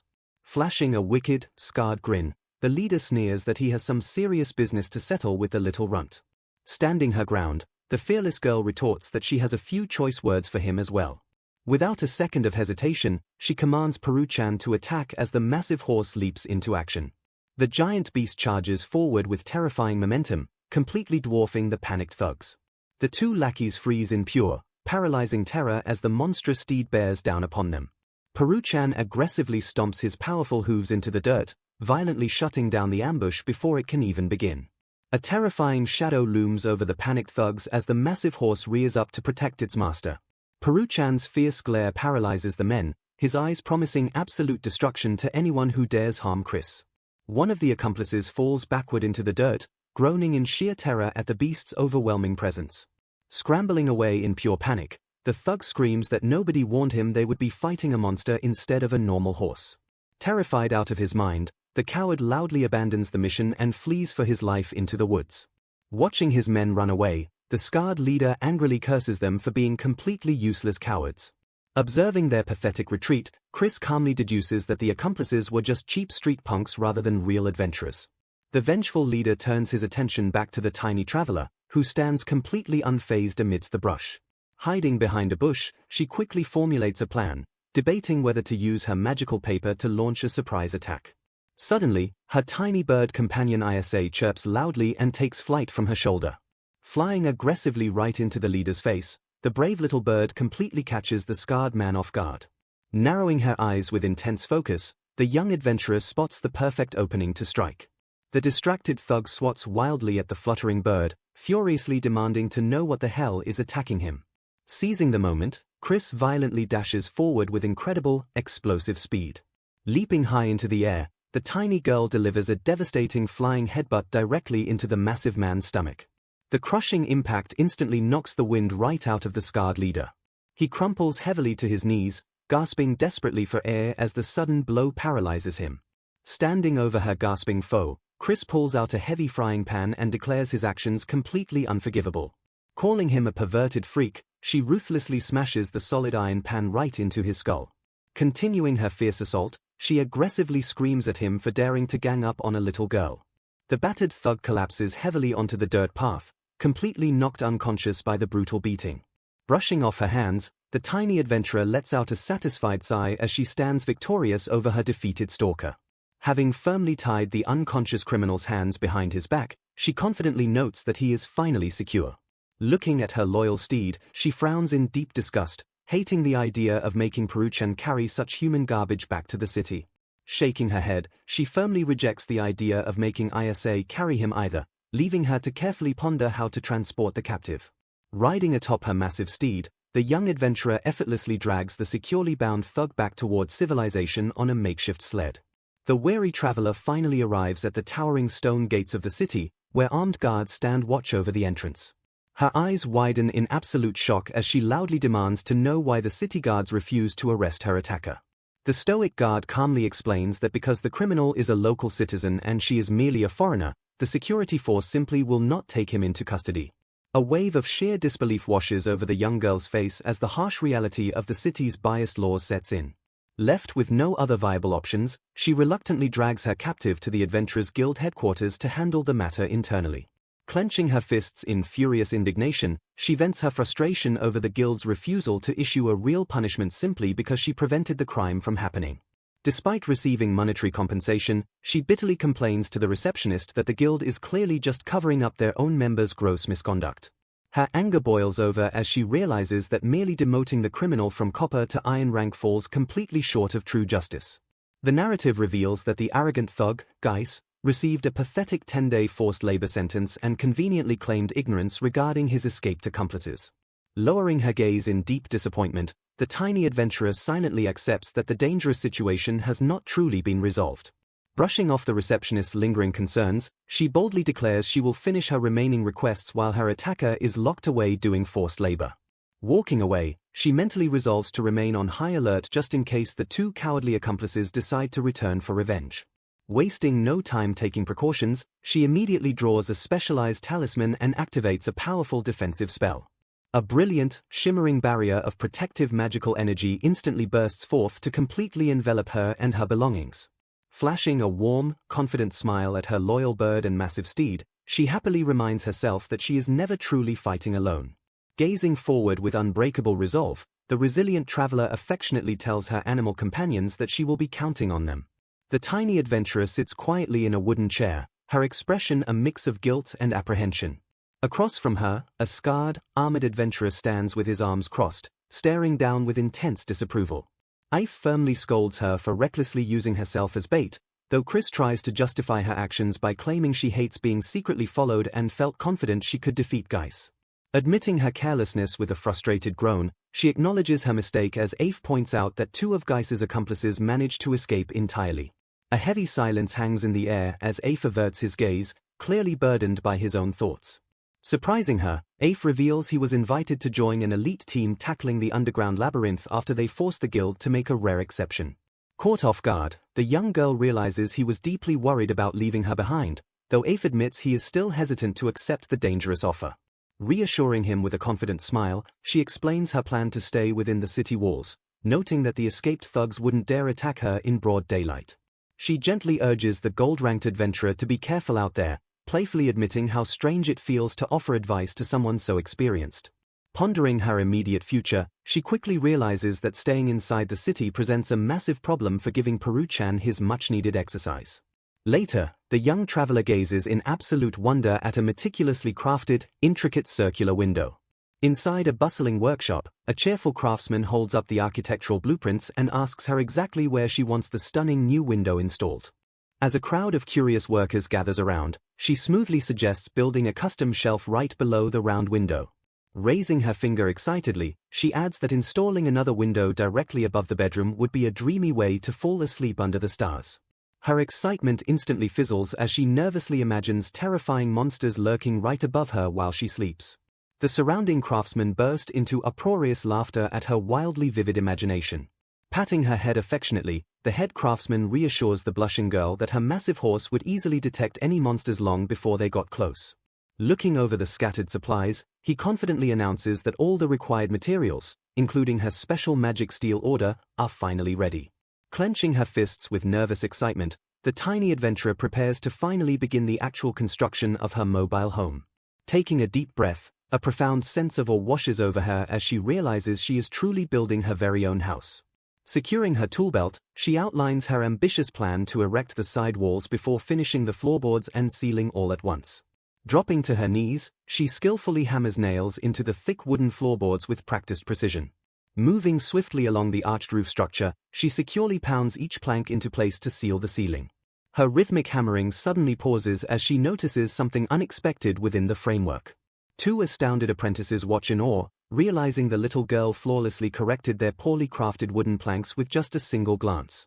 Humming a cheerful tune, she carefully lifts the beautiful stained glass window and smoothly installs it into the prepared wooden frame. Stepping back to admire her handiwork, she proudly notes the newly attached doors and a perfectly fitted built-in cabinet. Grabbing her mallet, she begins modifying a cheap coachman's seat to create seamless access into the main living space. Stepping inside the surprisingly spacious cabin, she happily declares that the entire first-floor interior is officially complete. Moving efficiently toward the back, she establishes the area under the bed as a dedicated storage space before turning her attention to the upper level. Looking over the cozy sleeping quarters, she decides to construct a small table so she can easily work right from bed. Reaching up to inspect the roof, she strategically avoids placing the emergency escape window directly over the bed just to be safe. Working underneath the carriage chassis, she diligently installs a lightweight magic steel container designed to function as a mobile bath. Turning to the opposite side of the cabin, she proudly fits a compact sink to serve as her functional kitchen area. Grabbing a large brush, she meticulously paints the exterior walls, her eyes sparkling with pure satisfaction as the project nears completion. The tiny adventurer stands silently before the towering, multi-tiered carriage, taking in the full majesty of her completed masterpiece. Her bright eyes widen with an overwhelming sense of accomplishment as she stares at her finished home. The workshop crew gathers behind her in absolute disbelief, stunned that the little girl perfectly assembled the highly polished carriage in merely half a day. The head craftsman beams with pride and warmly congratulates her on a spectacular job. Intervening with a stern look, the landlady scolds the men and insists they let the exhausted Chris rest. The head craftsman cheerfully promises a celebratory feast, prompting the eager workers to scramble back to their duties. Taking a quiet seat on a wooden stool, the weary girl watches her bird flutter joyfully around the newly built carriage.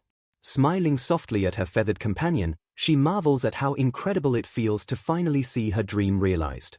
Gazing at the sturdy wooden table and neat cabinets, she acknowledges that while it is small and mounted on wheels, it is perfect. A profound sense of peace washes over her as she whispers that she finally possesses her very own house. Memories of her past life suddenly surface, reminding her of a suffocating existence where her parents dictated everything from her college to her job, leading to a hollow engagement with a co-worker. A dark shadow falls over her expression as she recalls the crushing moment her fiancé cheated, completely shattering her carefully managed, dictated life. Remembering her tragic end right when she resolved to buy her own apartment and live on her own terms, she reflects on the sudden death of Ninina Kurisu. Staring up at the polished wooden walls, she fiercely cherishes this carriage as the very first thing she truly chose and earned for herself. Closing her eyes with a contented smile, the young traveler fully embraces this tiny wooden fortress as the one place she truly belongs. Sitting comfortably on her bed, the tiny adventurer hums a cheerful melody while reflecting on how much fun yesterday's party was. Her smile fades slightly as she realizes she cannot keep her house carriage parked here indefinitely, noting her remaining debt and Garrus's continuous generosity. Turning her attention to her loyal bird, she cheerfully suggests that since her own house is finished, it is time to build his. Gathering her materials, she decides to avoid metal entirely, opting instead for thin vines, wood chips, straw, and cotton as Isa chirps in excitement. Refusing to settle for a plain box, the young traveler resolves to craft a magnificent birdhouse that will truly lift her companion's spirits. Closing her eyes to focus, she takes a deep breath and immediately gets to work on her new project. After a burst of creative energy, she proudly presents the intricately woven, multi-story birdhouse to her completely awestruck companion.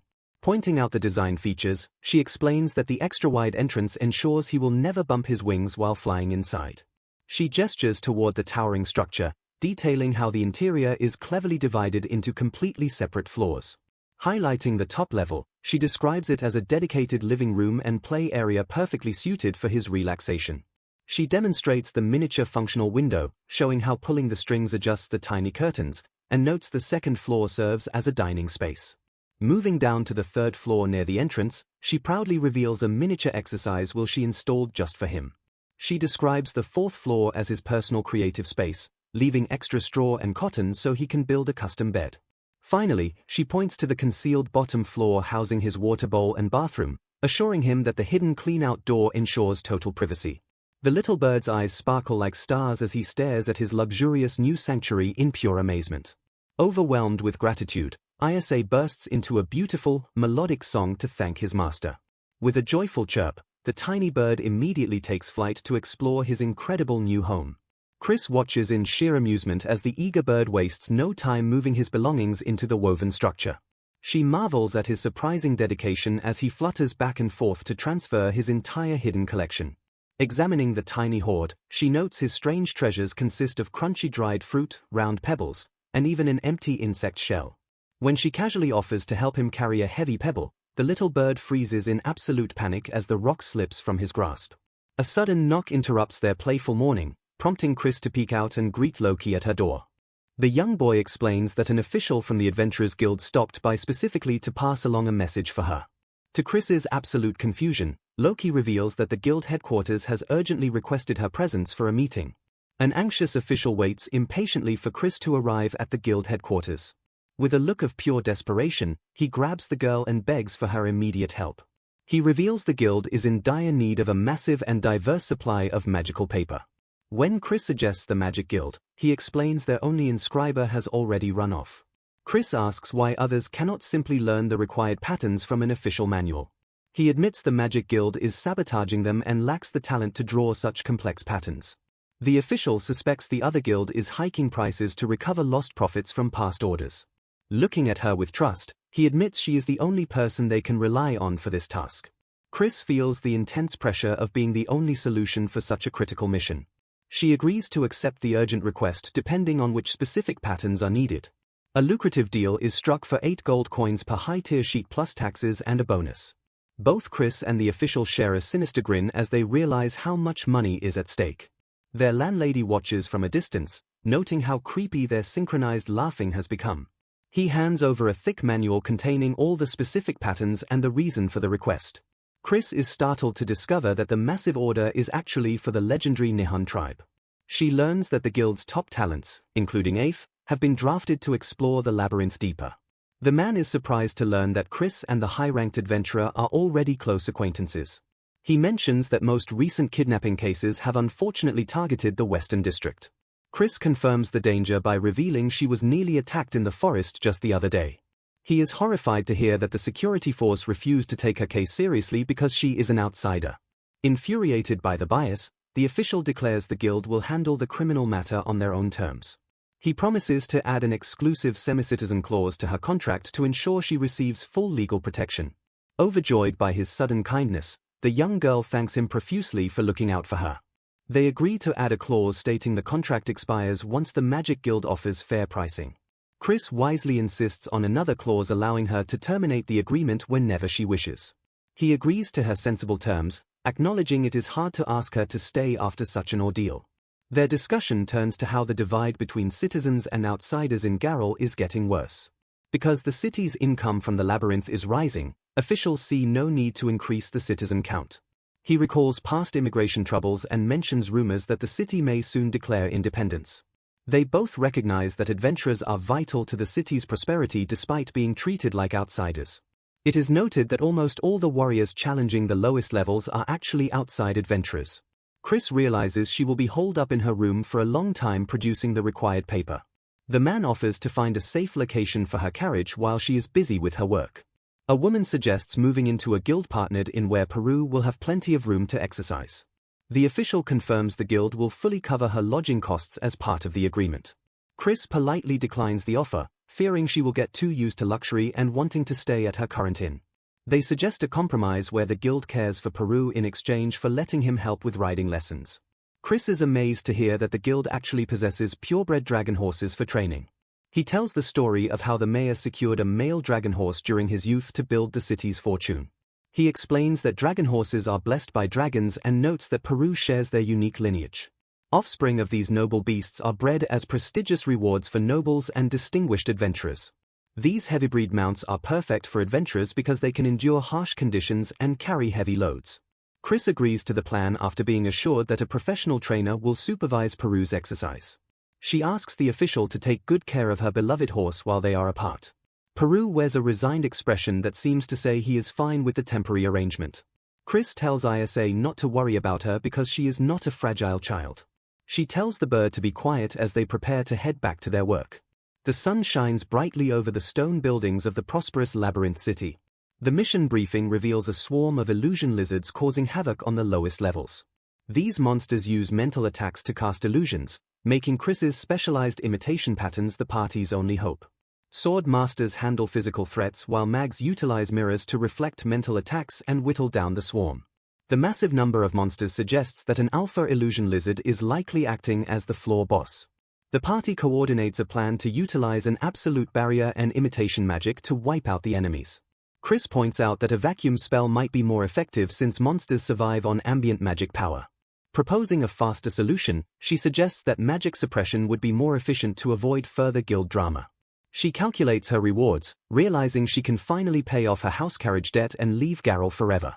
Chris hums a cheerful tune while dreaming about the amazing freedom of traveling in her mobile home. Sitting at her desk, the young adventurer asks her loyal bird companion ISA for a quick moment. She wonders if they could ask the senior fairies for a favor regarding more precise and fine drafting. Chris explains that human-made fountain pens have nibs that are always a bit too thick for her needs. ISA chirps excitedly as Chris presents a list of complex characters required for the new high-tier paper. The brave little bird lets out a determined cry, ready to use his connections to help his master. Noticing a rustle in the woven birdhouse, Chris looks on as her feathered friend prepares for his task.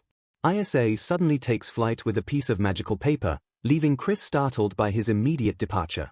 The bird confidently chirps that he will be perfectly fine since he has the specialized paper she provided. Isa's personal magical paper is a unique cloth paper blend that remains functional even when tightly rolled up. Chris leans out the window and tells her small friend not to push himself too hard on his journey. She watches quietly as the tiny bird flies into the vast sky and disappears into the distance. Feeling lonely without her companions, Chris regrets not asking exactly when Peru-chan or Isa would be back.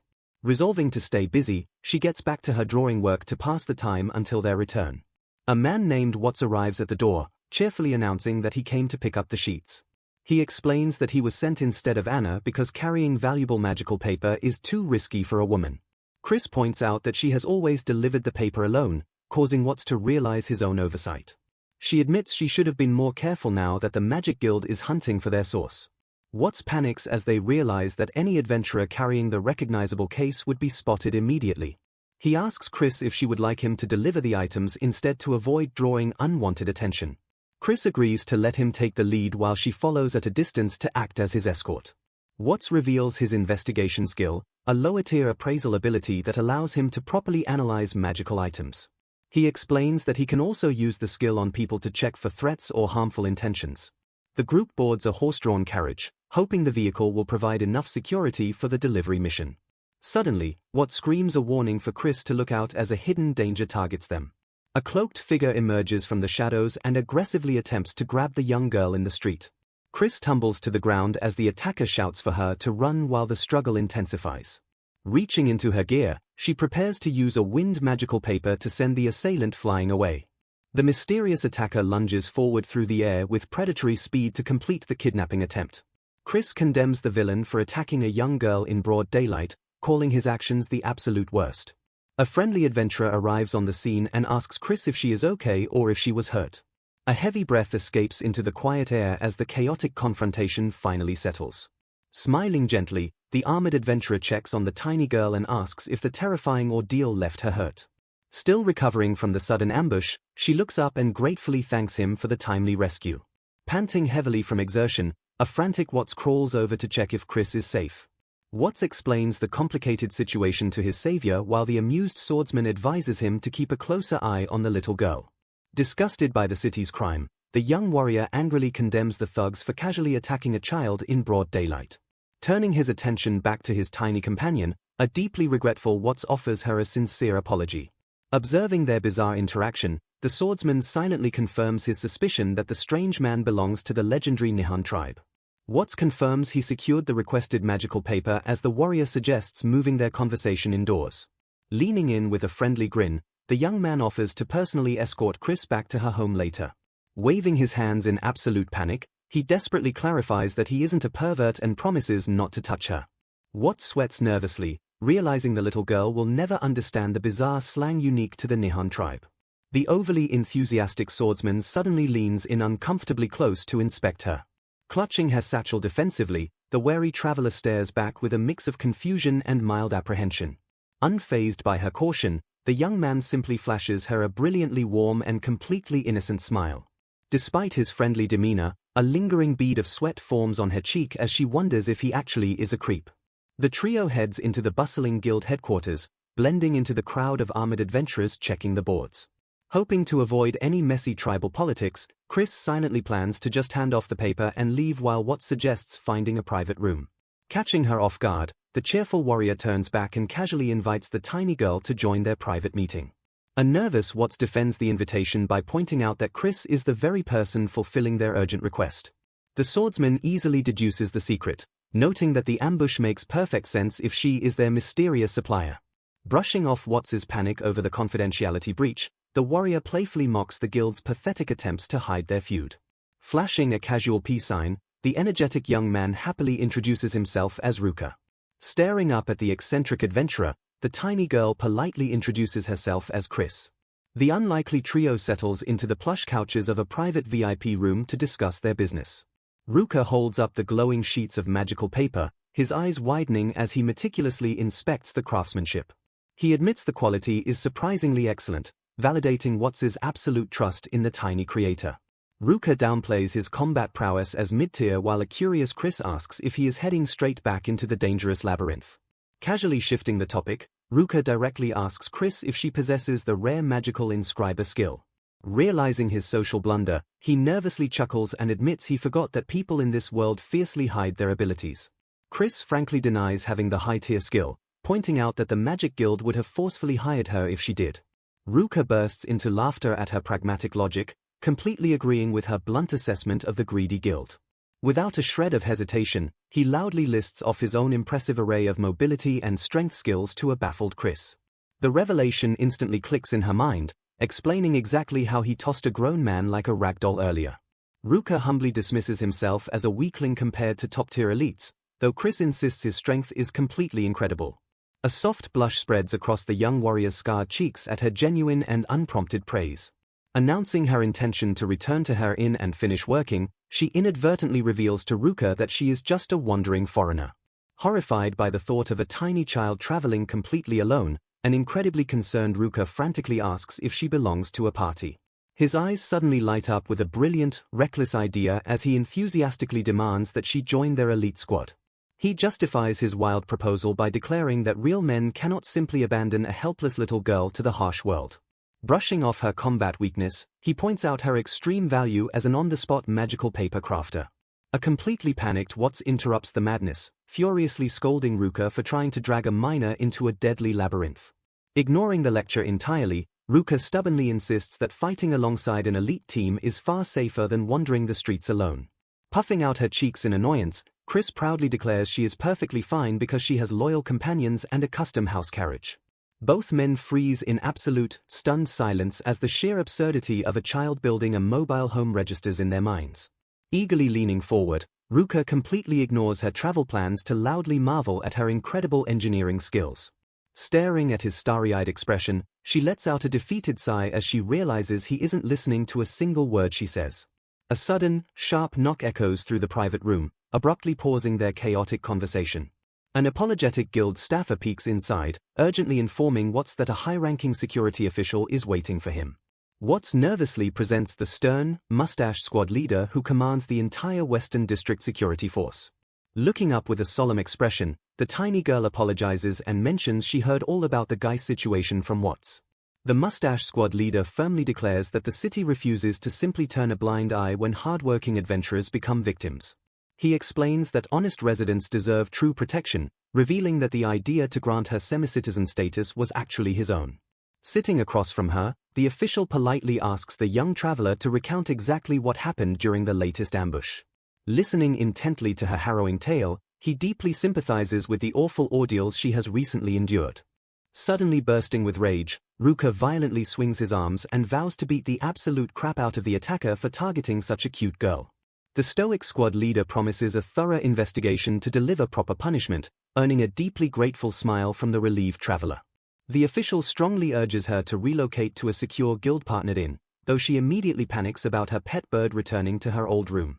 Flashing a cheerful grin, Ruka suggests simply leaving a message with her old innkeeper and eagerly offers to move her belongings using his storage skill. Her expression darkens as she realizes that staying at a luxury inn means she will have to pay for expensive meals entirely out of her own pocket. Back at her old lodging, the sweet landlady deeply apologizes for failing to notice the ambush, while Ruka gently assures her it couldn't be helped. The older woman warmly invites her to return once the danger passes, prompting the tiny adventurer to fiercely assure her that she did nothing wrong.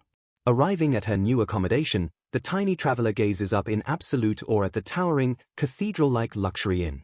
Her anxieties melt away as she happily realizes the inn is incredibly close to the guild headquarters, allowing her to visit Peruchan whenever she wants. Sinking deeply into the luxurious mattress, the tiny girl hilariously complains that the bed is far too fluffy for her to actually fall asleep. Embracing her massive steed with a joyful smile, she cherishes the fact that the luxury inn allows her to visit him every morning and night. She happily notes that since the energetic Ruka immediately headed off to the labyrinth, she is finally free from being dragged into his chaotic antics. Enjoying the profound peace and quiet, she realizes this temporary relocation was actually the perfect opportunity to focus entirely on her drafting work. Her focused work is suddenly interrupted as a sharp, rhythmic tapping echoes directly from her closed window. Throwing the window open, a massive smile lights up her face as she joyfully scoops her returning feathered friend into a warm embrace. Gently holding the tiny bird, she eagerly asks if the request was successful before noticing a strange magical symbol glowing on the parchment. Her eyes widen in pure confusion as she deciphers the message, realizing that a powerful spirit is coming to help instead of a senior fairy. Staring blankly at the magical text, a sudden chill runs down her spine as the paper boldly declares that the mysterious spirit has already arrived. Whipping her head around in sheer panic, the young girl locks eyes with a bizarre, smooth-skinned humanoid standing silently in the middle of her room. The strange entity stares back with large, hollow eyes, emitting a series of incomprehensible digital beeps and bizarre symbols. Jolting in surprise, she confirms she builds houses as the mysterious being speaks, leaving her with a strange feeling of intense déjà vu. Her vivid imagination violently kicks in, suddenly comparing the strange creature to a classic captured alien from her past life's pop culture. The brave little bird aggressively flutters toward the intruder to protect his master, though the bizarre entity calmly waves him off. Standing completely still, the smooth-skinned spirit formally announces it will grant her request, provided she meets one specific condition. Tilting her head in sheer disbelief, the tiny engineer clarifies that her only payment is to construct a custom house suitable for a magical spirit. The spirit openly admits that its deep curiosity was sparked entirely by ISA constantly bragging about his luxurious, custom-built woven mansion. She eagerly accepts the bizarre contract, and the spirit surprisingly agrees to patiently wait until her urgent guild work is fully completed. Grabbing her notebook and pen, the tiny architect firmly shifts into work mode and asks the spirit exactly what kind of design it prefers. The strange entity bluntly demands a movable, square human-style house with perfectly straight lines and a dedicated entrance just for its bird friends. Pushing for interior details, she asks about preferred furniture, only for the entity to flatly state that it has absolutely no need for such things. Flashing a confident smile, the young engineer swiftly drafts a neat blueprint and eagerly presents the customized design to her strange new client. Her bright smile instantly vanishes into absolute bewilderment as a sudden, impossible transformation occurs right before her eyes. The bizarre grey alien seamlessly morphs into an incredibly cute, pointy-eared dwarven boy, leaving the stunned traveler utterly speechless. Rubbing her tired eyes, she points out his previous alien form, prompting the tiny dwarf to proudly explain he only reveals himself to trusted allies. Standing tall despite his tiny stature, the spirit officially introduces himself with an unpronounceable name but graciously allows her to just call him Perupi. Since his new home isn't ready yet, the energetic little dwarf casually floats right into the air and decides to go sightseeing around the bustling city. Watching him drift away, a sudden jolt of pure realization intensely strikes the tiny engineer. She frantically waves her arms and screams at him to stop, desperately reminding the spirit about his half of the magical bargain. The floating dwarf nervously laughs and claims he hadn't forgotten the crucial fountain pen nib, though Chris fiercely accuses him of absolutely forgetting. Shifting the topic, the curious spirit floats back to her work desk and demands to see exactly how she uses her specialized drafting tools. Sitting diligently at her wooden desk, the tiny adventurer expertly guides her pen across the magical paper while the tiny dwarf watches in awe. Deeply impressed by her flawless craftsmanship, the dwarven spirit confidently promises to forge the absolute best pen nib his magical abilities can muster. Throwing her hands up in pure joy, the ecstatic girl cheers wildly and loudly declares her absolute love for the tiny artisan. Caught completely off guard by her intense affection, the little dwarf freezes in place with a deeply stunned expression. Without hesitation, she joyfully scoops the tiny spirit into a massive bear hug, then nervously asks if he dislikes being violently cuddled. Staring up with incredibly sparkly eyes, the heavily blushed dwarf bluntly demands that she continue cuddling him. Sweating nervously, the utterly baffled girl stares down at the squished spirit and realizes he is thoroughly enjoying the physical affection. Meanwhile, deep within the deadly labyrinth, an awestruck mage marvels at the incredibly smooth activation of Chris's custom-made magical paper. Boasting loudly to his weary party, an energetic Ruka proudly declares that the genius crafter is an incredibly cute girl who is total waifu material. His disgusted female teammate immediately calls him gross, prompting the fiery swordsman to angrily scream at them to shut up. A calm voice weakly begs the chaotic party members to stop fighting as the elite team continues their dangerous descent into the dark abyss. In a special bonus chapter, a beautiful woman with long, wavy hair gazes downward with a stoic expression. Recalling her childhood, Chris narrates how she began assisting the sharp-tongued witch Sama at age 5 before even discovering her own magical skill. Despite the older woman's complaints about disliking troublesome children, she kindly asks the little girl if she is hurt anywhere else. Nestled deep within the lush woods, the witch-sama's charming cottage serves as their secluded sanctuary. Every so often, a mysterious deliveryman arrives from above, gently lowering massive wooden crates directly from the sky. Because the heavy packages are far too large for a child, the tiny apprentice opens them outside and carries the contents inside piece by piece. Prying open one of the crates, her eyes widen in absolute wonder at what she discovers inside. Holding up a beautifully decorated white tin, the amazed young girl compares it to a precious jewelry box. Staring intensely at the elegant container, she becomes utterly convinced that it must hold something incredibly important. Glancing over her shoulder, the witch-sama dismissively remarks that it is just the same old boring stuff. Without another word, the powerful magic user effortlessly floats through the air toward the kitchen. Startling the little girl, the witch casually mentions that she deeply dislikes sweets anyway. She sharply scolds her tiny apprentice, warning her that she could have easily broken the fragile contents.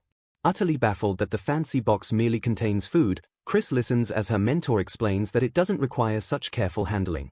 Realizing the young girl has never even had a cookie before, the witch promises her a delightful surprise. Handing the exquisite box over, the older woman declares it a well-earned reward for her hard work but strictly warns her not to eat them all at once. Blushing fiercely, the nervous child hugs the precious tin to her chest and stammers out a heartfelt thank you. A genuinely warm smile breaks across the witch-sama's face as she notes her apprentice is finally making an expression fitting for a normal kid. Caught completely off guard by the rare display of affection, the tiny girl stares up with wide, innocent eyes. The witch promises a tea break once the chores are finished, instructing the eager child to fetch milk for herself. Fueled by the promise of sweet treats, the energetic apprentice practically sprints through the yard to finish carrying the heavy boxes. A perfectly set wooden table features a delicate teacup, a tall glass of cold milk, and a perfectly baked cookie. Sitting politely at the table, the eager young girl clasps her hands together and gratefully thanks her mentor for the meal. With her heart pounding in anticipation, she carefully takes her very first bite of the sweet confection. A brilliant, rosy smile instantly blooms across her face as the delicious flavor fills her mouth. Across the table, the witch-sama peacefully closes her eyes and enjoys a warm sip of her brandy-infused tea.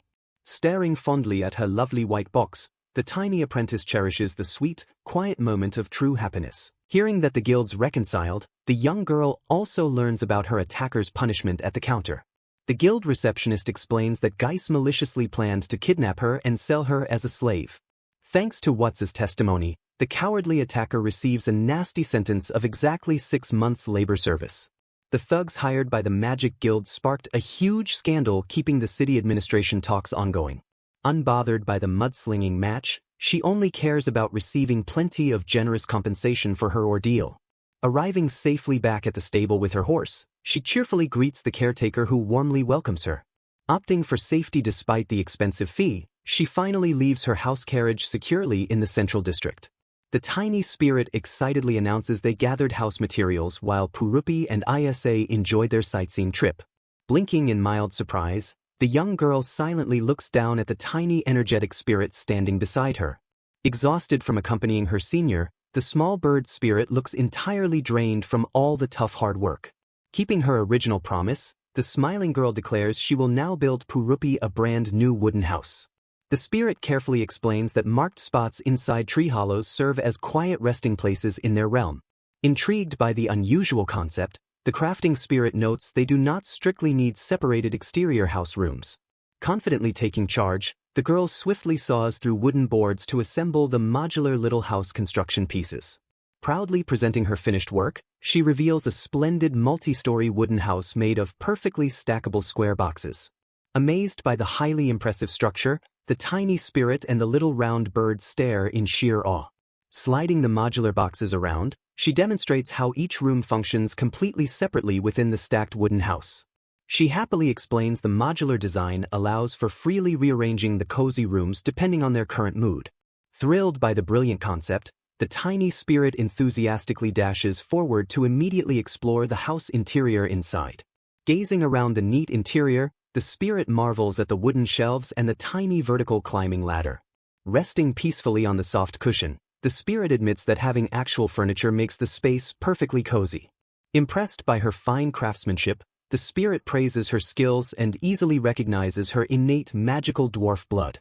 Explaining their close ancient kinship, the spirit reveals dwarves once received special blessings making them resemble nature spirits. Startled by this unexpected revelation, she excitedly asks if her short stature comes from a lingering spiritual blessing.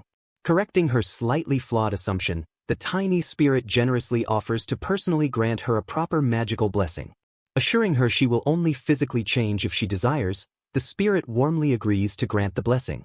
Concentrating his ethereal power, the tiny spirit extends a glowing hand to initiate the very special magical blessing. Swirling magical energy completely envelopes the kneeling girl as the powerful spiritual blessing washes over her entire body. A sudden burst of radiant light violently erupts all around her as the mystical blessing finally takes permanent hold. Examining her small hands in silent awe, she realizes her essential crafting abilities feel significantly boosted right now. Deeply grateful for the splendid house, she happily kisses the tiny spirit on the forehead in genuine thanks. Looking thoughtfully at the stacked wooden house, the spirit politely reminds her the original intended gift was a pen. Pondering the perfect crafting material, the spirit admits the fountain pen requires special components fetched by fellow spirits. Her eyes sparkling with genuine excited anticipation, the girl cheerfully states she is eagerly looking forward to it. While patiently waiting for materials, the spirit requests her immediate help fixing a small broken bridge up north. Hesitant about the dangerous northern district, she ultimately agrees to check the attached house bridge early tomorrow morning. Sitting peacefully on a moving wagon bench, she holds the tiny spirit while safely traveling through the bustling city. Two brightly smiling children happily admire the cute little bird resting adorably on top of the girl's head. Observing the pleasantly interacting children, she notes that most adult humans eventually lose their ability to see spirits. Following the tiny spirit's eager directions, the young girl carefully walks through a narrow alleyway toward their destination. Pointing upward enthusiastically, the tiny spirit shows her the broken stone bridge connecting two tall weathered city buildings. Recognizing the abandoned location almost immediately, the girl realizes she has definitely seen this distinctive bridge before today. Examining the heavily decaying structure, she astutely notes both buildings connected by the old bridge appear completely abandoned. A highly suspicious and gruff man suddenly interrupts them, aggressively questioning what exactly she is doing over there. Remaining perfectly calm under pressure, she innocently points upward and states she was merely looking at the broken bridge. The gruff man immediately identifies it as the dancing bridge, recalling exactly what the old structure used to be called. She silently realizes that small children and magical fairies might have playfully danced together on this very old bridge. Smiling politely at the highly imposing man, she patiently waits as the tiny spirit angrily demands his stated business. Catching him completely off guard, she casually mentions a mysterious certain being officially asked her to repair the bridge. Introducing himself arrogantly as the powerful Daryl, the gruff man firmly claims he is a big name around here. Questioning her naive awareness of the lawless northern district, Daryl strongly challenges her presence in the highly dangerous area. Glaring fiercely at the stubborn man, the highly impatient tiny spirit angrily yells at the blockhead for immediate permission. Startled by the invisible spirit's sudden aggressive yapping, Daryl crosses his arms while the girl quickly intervenes, highly panicking. Panicking slightly over the situation, she furiously swats at the air, desperately telling the invisible Purupi to be entirely quiet. Highly confused by her erratic actions, the spirit complains about being roughly tossed while she frantically tries calming him down. Watching her apparently swat at empty nothingness, Daryl stares in absolute bewilderment at her highly unusual and erratic weird behavior. Laughing off the incredibly awkward situation, she nervously jokes that throwing things at invisible spirits is totally completely wrong. Narrowing his eyes with intense deep suspicion, Daryl carefully observes the strange young girl and her highly weird awkward excuses. Sighing heavily in total confused defeat, the gruff man turns around and reluctantly orders the weird young girl to follow. Leading her steadily toward a large stone building, Daryl loudly announces to the hidden elders a weird new young guest. Three elderly men look utterly surprised, noting they have never seen this strange kid around here before. Approaching the seated elders, Daryl explains the young girl wishes to repair the famous dancing bridge nearby. An elder warns the repairs are extremely difficult despite the unseen spirit demanding the bridge be fixed. Staring intently, the bearded elder solemnly warns that complete demolition prevents anything from ever being rebuilt there. Realizing the severe legal complications, she discovers the administration could easily use demolition to legally evict everyone. She realizes with mounting horror that a single demolition might trigger a massive chain reaction of evictions. Clenching her fists determinedly, the brave girl loudly promises to fully repair everything without demolishing a thing. The astonished elders question her bold claim while she confidently boasts about possessing the perfect repair skill. Smiling warmly at her fierce determination, the elder enthusiastically gives her full permission to attempt the repairs.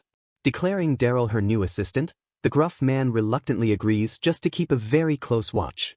Several strong men work together smoothly, carefully carrying a massive wooden beam toward the damaged bridge site. Brimming with bright, infectious enthusiasm, she eagerly announces the start of the magical bridge and house repairs. Scaling a tall wooden ladder, the determined young girl bravely ascends toward the heavily damaged stone bridge. Watching her highly efficient work, Daryl mutters in sheer absolute amazement at her incredibly simple yet effective skills. Carefully applying magical reinforcement material, she expertly uses a wooden spatula to secure the broken stone sections. Calling out for crucial assistance, she instructs the reliable Daryl to quickly pass heavy stones from above. Smiling with profound satisfaction, she realizes the spiritual blessing significantly improved her precise crafting skills using simple tools. Working with practiced magical efficiency, she clears away messy debris before meticulously adding sturdy handrails for safety. Methodically carving jagged grooves into the slick stone floor, she rapidly finishes the difficult bridge repair project. Moving to the abandoned house, she masterfully installs beautiful rainbow glass windows framed with elegant golden edges. Skillfully reinforcing the sturdy front doors, she deeply engraves powerful magical protection runes disguised as decorative beautiful patterns. Standing perfectly strong and whole again, the beautifully restored stone bridge connects the two buildings with magical grace. Staring upward in utter disbelief, Daryl stands completely speechless while admiring the beautifully restored ancient stone bridge. His previous doubts instantly vanishing, the rugged man loudly praises her absolutely incredible and magical restoration work. Acknowledging the perfectly successful repair, the tiny spirit suddenly announces his immediate departure right before magically floating away. Calling his little bird companion, the spirit reveals his friends successfully gathered the elusive fountain pen materials. Gazing quietly at the bright sky, she softly murmurs about how nature spirits constantly live at their own pace. Cheerfully interrupting her quiet thoughts, Daryl loudly insists they go eat despite her mild protests about cleaning. Gently pushing the hesitant young girl forward, Daryl promises the men will quickly handle all remaining cleanup later. A beautifully arranged rustic wooden table bursts with delicious steaming stew, fresh bread, and thick slices of roasted meat. Sitting around the bustling table, Daryl excitedly boasts to everyone about her incredibly shocking superhuman lifting strength. Discussing her solo journey, she modestly attributes her deep courage to possessing incredibly powerful magical paper trump cards. Smiling with immense pride, she casually mentions previously taking down a dangerous kidnapping ringleader entirely by herself. Her expression suddenly darkening, she seriously reveals the missing kidnapping accomplices were likely thugs hired from this very district. Frowning deeply in troubled thought, Daryl bitterly admits some rogue locals constantly disobey the respected district elder's wishes. Finding the terrible crime absolutely unforgivable, the honorable man firmly promises their entire community will help hunt the thugs. Changing the dark subject entirely, Daryl cheerfully offers generous payment if she officially repairs several other broken houses. Everyone gasps in total shock as she casually explains she joined the Adventurers Guild due to unfair carpentry restrictions. The angry group loudly sympathizes with her unfair struggles, bitterly criticizing the extremely corrupt and deeply uncaring city administration. Smiling brightly at her new loyal friends, the happy girl cheerfully bids the protective Northern District residents affectionate farewell. Safely riding back in the covered wooden wagon, she smoothly departs the rugged Northern District under the bright sky. Reflecting quietly on the busy day, she warmly realizes the notorious Northern District contains genuinely kind and hardworking folks. A friendly older woman sitting comfortably nearby warmly offers the tired young girl a sweet piece of delicious candy. Before she can politely accept, an eager little child happily demands a sweet piece of the tasty sugary treat. Smiling with incredible gentle warmth, the kind woman completely ignores the interruption and happily shares the delicious sweet candy. Beaming with pure innocent joy, the deeply grateful young girl enthusiastically thanks the incredibly sweet and generous older woman. Exhausted from her immense magical labor, the brave young girl finally drifts into a deeply peaceful and quiet slumber. Waking up highly confused in utter darkness, she suddenly realizes her hands and bare feet are securely tied tightly together. Remembering eating the sweet candy, the little girl realizes her consciousness suddenly faded completely away into darkness. Lying sideways on the wooden floor, she angrily curses her massive screw-up after realizing she was actually kidnapped. Hearing a sudden loud thump nearby, she firmly orders herself to instantly calm down and handle this alone. Assessing her current bleak situation carefully, she quickly observes a large coiled rope resting inside a moldy shack. Sniffing the damp surrounding air carefully, she accurately deduces that raw dirt lies directly beneath the wooden floorboards. Listening closely to distant beast noises, the bound girl confidently determines that nobody else is currently guarding nearby. Analyzing her completely unfamiliar surroundings, she correctly concludes the kidnappers brought her entirely outside the labyrinth city side. Examining her own bound physical condition carefully, the highly observant girl quickly realizes she is completely uninjured currently. She softly sighs in pure immense relief upon confirming that nothing weird has been done to her body. Repeatedly reassuring her own anxious mind, the brave girl desperately tries to maintain her calm and focused composure. Steeling her fierce inner resolve completely, she closely inspects the tight bindings currently securing her small wrists together. She happily discovers her hidden inner pocket remains entirely safe despite the thieves stealing her chest dummy paper. She mentally lists her remaining magical papers securely hidden entirely intact within her hairpin and inner underwear pockets. Though the cruel kidnappers stole her pouch and boots, her most crucial magical paper weapons remain safely secured. Breathing a deeply heavy sigh of relief, she feels incredibly thankful the kidnappers never stripped her regular clothes. Her large eyes burning with fierce determination, she confidently assures herself she will easily survive this dangerous ordeal. Rolling heavily onto her bound back, she carefully plans exactly how to effectively remove the tight arm cuffs. She cautiously avoids forcing the wooden cuffs out of intense fear concerning hidden dangerous wire trap cutting mechanisms. Grabbing a hidden magical paper slip securely, she skillfully slides it downward while her hands remain firmly bound. Tossing her small body backward gracefully, the agile girl successfully drops the magical paper safely onto the floor. Staring intently at the fallen magical slip, she happily notes the paper landed perfectly without causing any issues. Activating the body enhancement spell immediately, she deliberately lets the glowing magical paper slide directly towards her bindings. Enhanced with sudden massive magical strength, her small hands easily grip the thick wooden cuffs securing her wrists. Pulling with immense magical force instantly, the brave girl cleanly breaks the thick wooden cuffs completely off herself. Gripping the thick ropes tightly together, she forcibly snaps the heavy bindings securing her bare feet instantly apart. Standing up freely once again triumphantly, she happily brushes off her dusty clothes with a deeply relieved sigh. Looking down at the shattered wooden cuffs, she realizes using enhancement magic was actually entirely unnecessary today after all. Shaking her head rapidly in disagreement, she smartly decides this dangerous situation requires absolutely zero stinginess regarding magical resources. Quickly pulling out another glowing slip, she swiftly activates an absolute barrier spell to prevent any sudden sneak attacks. Preparing for incoming hostile enemy combat, she strategically places an offensive magical paper exactly where she can easily grab it. Taking a careful silent step forward, her bare feet quietly touch the creaky wooden floorboards of the abandoned shack. Sitting back down momentarily on the floor, she tightly wraps a broken rope around her bare foot for extra grip. Peeking cautiously through the cracked wooden door, she meticulously checks the entire surrounding area for any highly dangerous guards. Stepping silently outside the hidden forest shack, she successfully confirms the entire surrounding exterior perimeter is currently completely empty. Holding a glowing magical paper slip securely, she instantly activates a powerful detection spell to locate her dangerous kidnappers. Scanning the dense forest thoroughly with magic, she quickly spots 10 people gathered together a very short distance away. Realizing fighting 7 adult kidnappers alone is far too risky, she desperately wonders what she should do right now. Rejecting the tempting idea of escaping entirely alone, she firmly refuses to let the missing children disappear again forever. Clenching her jaw with fierce heroic determination, she bravely accepts she has absolutely no choice but to fight immediately. Dashing forward with incredible blurring physical speed, she bravely charges straight toward the dangerous hidden kidnapper forest base camp.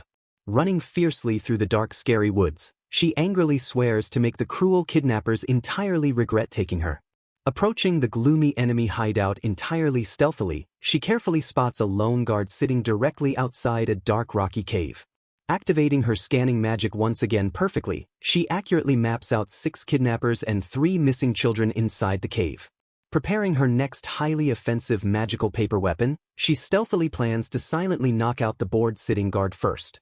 A sudden invisible magical force swiftly strikes the completely unaware enemy guard straight in the middle of his forehead.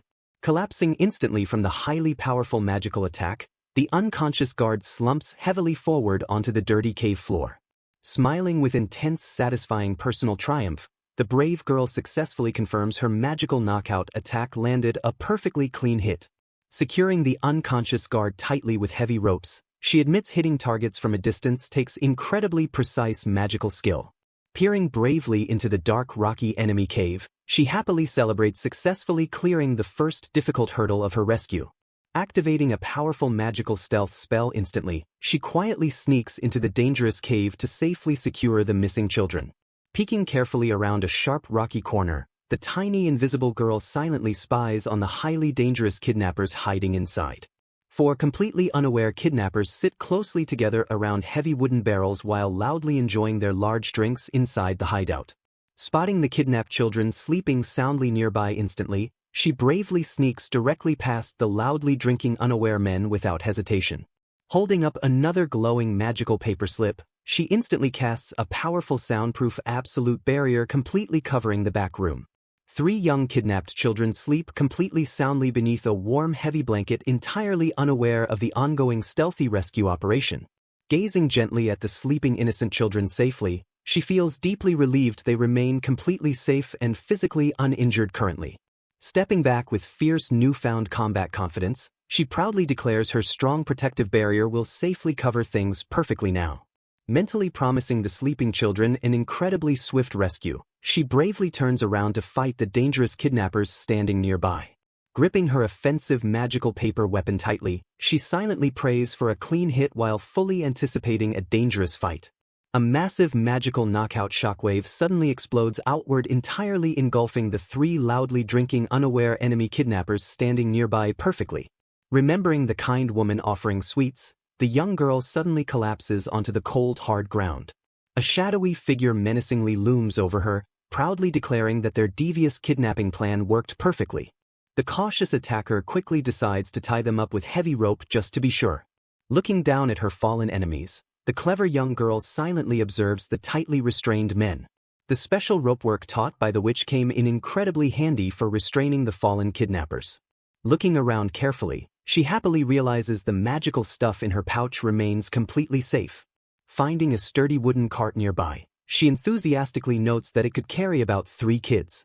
Gently shaking the sleeping children, she quietly whispers for them to wake up and get out.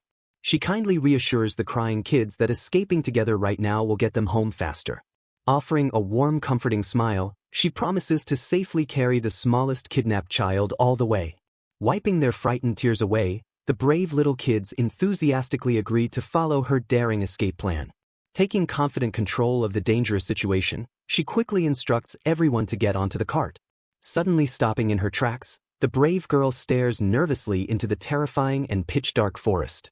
Feeling something incredibly eerie nearby, she commands the frightened children not to move under any circumstances. Slowly creeping toward the rocky entrance, she carefully peers outside to spot any hidden lurking dangers. She gasps in pure horror upon discovering a terrifying red ape completely outside its natural habitat. She remembers these monstrous creatures travel in highly dangerous packs requiring elite silver-ranked adventurers to properly defeat. Realizing sneaking past the deadly ape is entirely impossible, she desperately wonders what she should do next. Deep panic suddenly sets in as she fearfully notices her protective absolute barrier magic rapidly running out. Staring fearfully at the massive lurking beast, she dreads having absolutely no spare magical barriers left. Left with absolutely zero other safe options, she bravely pulls a hidden magical paper from her hairpin. She tightly grips an untested high-level attack spell carefully designed by the highly powerful witch herself. Activating the extremely dangerous Hellfire spell instantly, she strongly hopes to finish the terrifying monster quickly. A truly massive and incredibly destructive roaring fiery inferno suddenly erupts right in front of the girl. The roaring magical flames violently consume the giant screaming ape inside a beautifully terrifying and deadly vortex.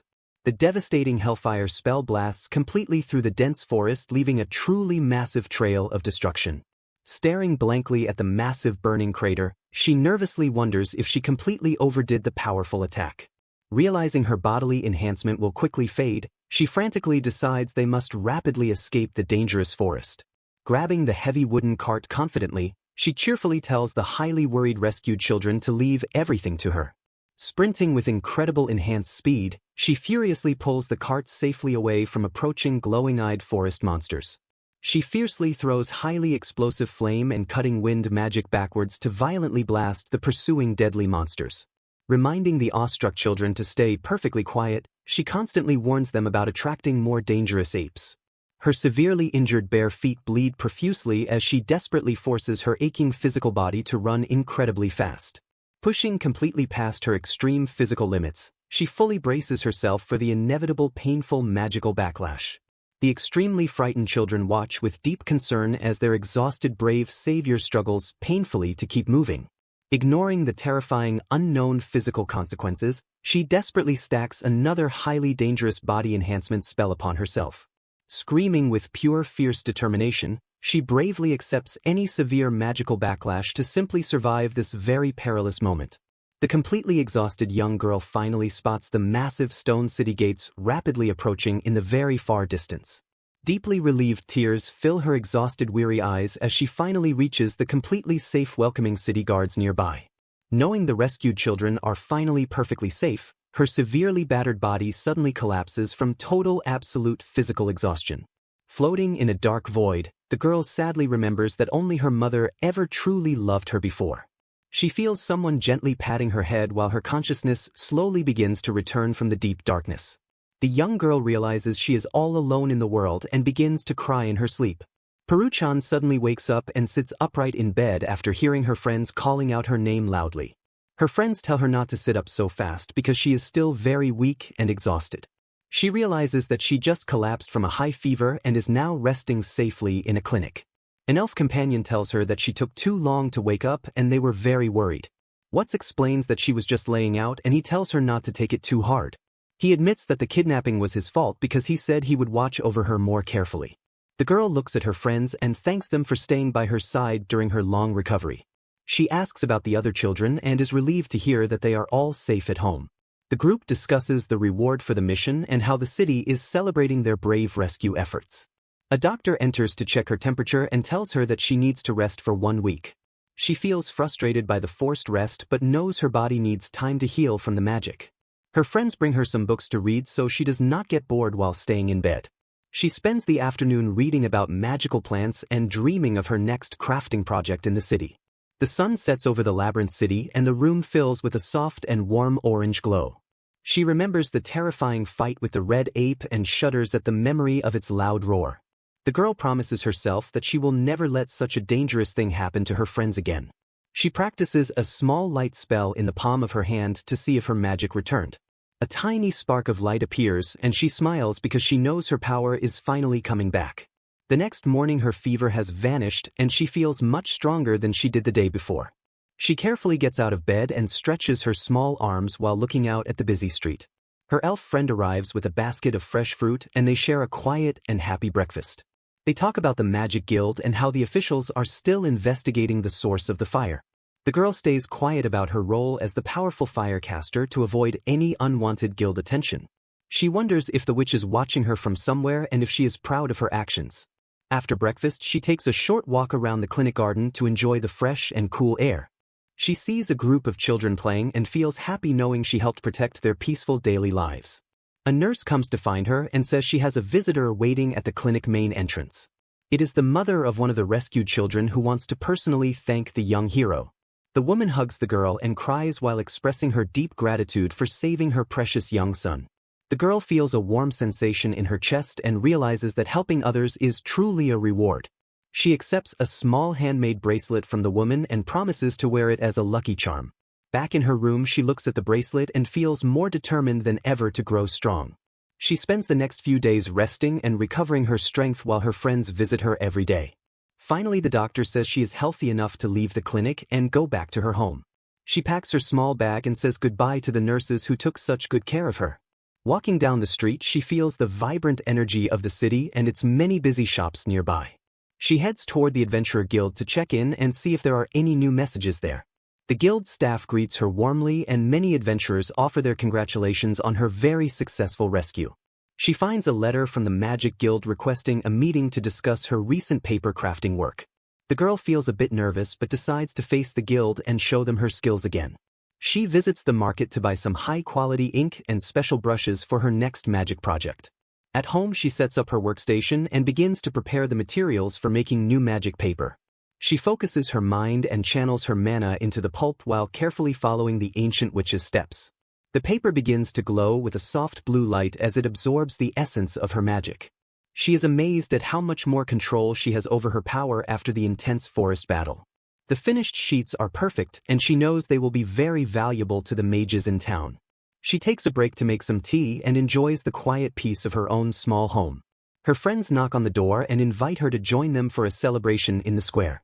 They spend the evening laughing and talking about their future adventures and the many things they will see. The girl looks up at the stars and feels a sense of wonder at the vastness of world. She knows that there are many challenges ahead, but she is not afraid to face them with friends. She thinks about her mother and hopes that she is watching from a beautiful place in the sky. The little girl feels a sense of peace and belonging that she has searched for her whole life. She goes to bed feeling happy and content with the life she has built in this magical city. Tomorrow will be a new day full of possibilities, and she is ready to embrace every single one. She smiles as she falls asleep, dreaming of magic and the many friends who truly care for her. The young crafter steps forward into a world of endless adventure and bright light. A man with a stern expression and sharp eyes looks down while considering the weight of recent events. Peru speaks up and defends her friend Ori by explaining that he is actually a very good person. She tells the adults that Ori helped her fix up an old and empty house in the district. The conversation turns toward the kidnappers, who were led by a dangerous man from the poor slums nearby. They describe how the security forces used excessive force and magic to destroy the entire area during investigation. The Sword Master watches the chaos and notes that the security group is going far too far today. Residents of the slums are left devastated because they have lost their homes and have nowhere to go. Peru rests in her clinic bed and feels a heavy heart while thinking about the suffering innocent people. A friend enters the room and tells her to focus on resting her body instead of worrying more. She decides to go out tomorrow morning to check on the children and the state of the district. Staring at the ceiling, she realizes that it is finally time for her to move on from Geralt. A view of the labyrinth city shows the bustling streets and the aftermath of the recent intense conflict. Large bags of gold are presented to her family as a reward for her role in the mission. The entire family gathers around the table to enjoy a peaceful meal and discuss their plans for future. Her father expresses his gratitude that she returns safely from the clutches of the dangerous and evil kidnappers. Her brothers stay close to her side and promise to protect her from any more harm in future. Peru demonstrates her recovered magic by creating a small and bright light in the center of her palm. They discuss the political situation and how the Magic Guild is trying to avoid a massive public scandal. After dinner, she begins to pack her few belongings into a small leather bag for the long trip. She looks at her reflection in the mirror and sees a girl who has grown much stronger recently. Walking through the garden, she enjoys the scent of the blooming flowers and the warm evening summer air. She finds her brother Marcus and they talk about the many things they will miss about this city. He gives her a small keepsake to remember him by while she is away at the royal capital. Peru feels a mixture of sadness and excitement as she prepares for the next stage of her life. The next morning, she goes to the market to buy supplies and say goodbye to her local friends. She sees the children she saved playing happily and feels that all of her hard work was worth. A woman gives her a small piece of bread as a thank you gift for her past kindness. Returning home, she finds the carriage waiting at the front gate to begin the long journey ahead today. The man loads the last of her boxes and gives her a final hug before she departs soon. She climbs into the carriage and waves through the window as the horses start to walk slowly away. The gates of the city slowly shrink in distance as the carriage moves further down the main road. She watches the rolling green hills and the distant mountains as they pass by the small carriage window. Taking out a book, she starts to plan her next magical research project while she travels to capital. The sun shines brightly over the landscape and she feels hopeful about the new friends she will meet. They stop at a small inn for lunch and she enjoys the simple food and the quiet atmosphere. She thinks about the witch and hopes that her mentor would be proud of the person she became. The road is long, but she is not lonely because she has her memories and her strong magic. As the day ends, they set up a small camp near a stream to rest for the night. Gazing at the stars, she feels the vastness of the world that she is finally starting to explore alone. The next day they continue the journey and she sees the spires of the royal capital in distance. It is a massive and beautiful city that is even larger and more impressive than Geralt was before. The carriage enters through the grand white gates and she is amazed by the busy and clean streets. She arrives at the new house where she will stay and begins to unpack her magical crafting tools. Observing the busy streets below, she feels a great sense of belonging and peace in her heart today. She is ready to start her new life as a talented crafter and powerful young mage in town. With a determined smile, she closes her eyes and dreams of the many adventures that still await her. Her journey as the reincarnated little girl continues into the bright and promising future of this magical world. The Adventurers Guild and the Magic Guild reconciled after the request for magical paper was finished in several days. Geis planned to kidnap the protagonist and sell them as a slave, but failed in his cowardly criminal attempt. Thanks to the testimony of Watts-san, Geis received 6 months of labor service for the nasty kidnapping attempt. The city administration of Labyrinth City is still investigating the scandal because the thugs were hired by the Magic Guild. The incident turned into a huge scandal with mudslinging, but the protagonist only cares about getting plenty of compensation. Residents of the area might not be able to live in their own homes anymore due to the new development. A kid from outside the Western District appeared, asking to repair the dancing bridge in the damaged and dangerous block. Repairing the bridge is very tough, but it caught the interest of someone who wants it fixed to help everyone.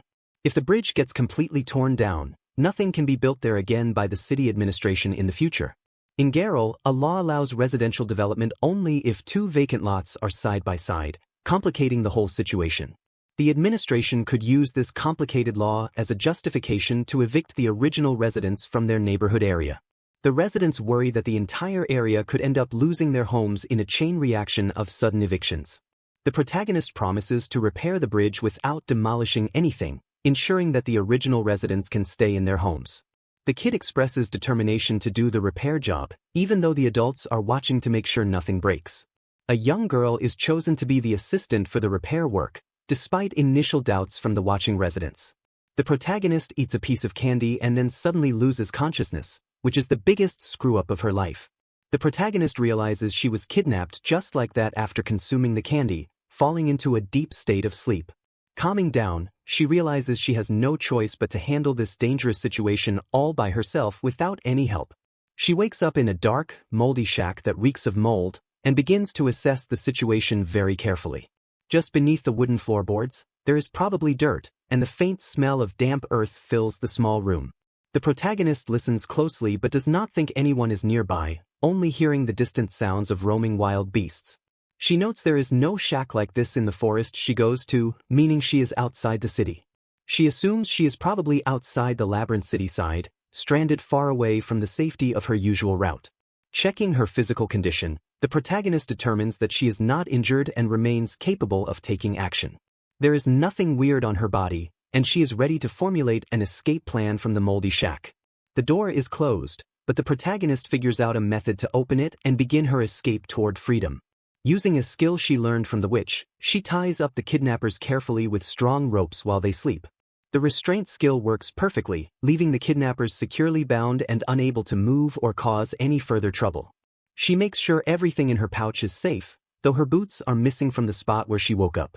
The bag she found could easily carry about 3 children, providing enough space for her and the other captive children. The protagonist decides it is time to get out of here and wakes the other captive children sleeping in the room. The children worry that nobody will come to pick them up, but the protagonist assures them they will get home faster. The bad guys are tied up properly, so it is okay, but they still have to escape from this scary place. The protagonist promises to carry them safely back together, making sure they do not encounter any more danger along the road. The protagonist wakes up from the fainting spell, feeling someone gently patting her head and asking if she is alright. She realizes she is alone in the room and mumbles about being in the mood for some comfort from others. Peru-chan tells her not to move too fast, as she just collapsed from exhaustion during the chaotic and difficult escape. Peru-chan asks her to calm down and tells her to call her name if she ever needs help in the future. The protagonist apologizes, saying the mishap was her fault, but her friend tells her not to take it too hard. Peru-chan says it was just a minor fainting spell, so she should not take it too hard or blame herself. The protagonist insists that the man who helped fix up the empty house in the northern district is a good person. The woman is concerned about people from the slums, especially since the kidnappers are led by a man named Goes. The kidnappers threaten to destroy the entire area if the protagonist and her group do not come out immediately. The protagonist and her friends realize the kidnappers are going too far and do not hold back even against women. They were investigating with the security force in the Nidon group, but the Nidon group really is completely out of control. Even a sword master says they are going too far, and the situation in the devastated slums has become critical. The security force is not doing much to help the devastated slums, leaving the residents in a very vulnerable position. The protagonist is asked why she does not head back, given that she lives in the northern district near the danger. They discuss where those guys might be hiding, likely in the northern district, and plan to look for them there. The protagonist overhears the kidnappers and sees the people who were with Goes standing right outside her destroyed house. The kidnappers shout and threaten to kill her, claiming that she is the reason they lost their place to live. They reveal that they burned her house down in retaliation, expressing deep anger and frustration over their lost livelihood. The protagonist looks on with shock as the people from Goze's group confront her about the destroyed property and lost homes. The confrontation escalates, forcing the protagonist to make difficult choices to protect her remaining friends and her shattered neighborhood. The adventurer meets a young girl named Karis who needs protection from a string of dangerous kidnappings today. He accepts the request because looking after junior members is a vital part of his high-rank adventurer duties. Meeting the girl in person reveals that she is actually much smaller than he had initially expected today. Karis rides atop a large brown horse while explaining her difficult circumstances during their first formal meeting together. Despite her tiny appearance, the young girl gives off a surprisingly mature aura while speaking about her past. She reveals that she has been traveling all alone for a long time across the Wide Barrel region. Her goal is to find a permanent place where she can finally settle down and live in peace. She introduces her unique house carriage, which serves as both her transport and her primary residence on the road. The adventurer listens with great interest as she describes the special skills she uses to build and repair. Karis smiles brightly while explaining how her magical house-building talents work to keep her safe during long travels. He wonders if she truly built the entire structure herself using only her own powers and limited resources. She confirms his suspicions by detailing the intricate design of the mobile home they are currently traveling in now. They walk through the dense forest together as she shares more stories about her lonely journey and future. A sudden rustle in the nearby bushes puts the experienced adventurer on high alert for any potential threats. He places himself between the small girl and the unknown danger hiding within the thick green forest foliage. Several suspicious men emerge from the shadows with hostile intentions clearly written on their angry and scarred faces. The adventurer recognizes them as thugs associated with the corrupt magic guild and the city administration of Barrel. They shout aggressively at the duo, demanding that they surrender the girl and all of their valuable belongings. Karis trembles with fear but remains close to her protector as the situation becomes increasingly tense and dangerous. He issues a final stern warning to the group, telling them to leave before things get much worse. The thugs laugh and prepare to attack, believing that their numbers will give them an advantage in battle. They charge forward with weapons drawn, but the adventurer stays perfectly calm and focused on his defensive stance. With a series of swift and precise movements, he easily dodges every clumsy strike from the group of attackers. He uses his superior strength to disarm the thugs one by one until they are all completely defenseless. Using specialized rope work taught by a powerful witch, he ties the criminals up securely to prevent any escape. Karis looks on in awe as her new friend handles the dangerous situation with such grace and efficiency. With the immediate threat handled, they continue their journey toward the northern district where she hopes to stay.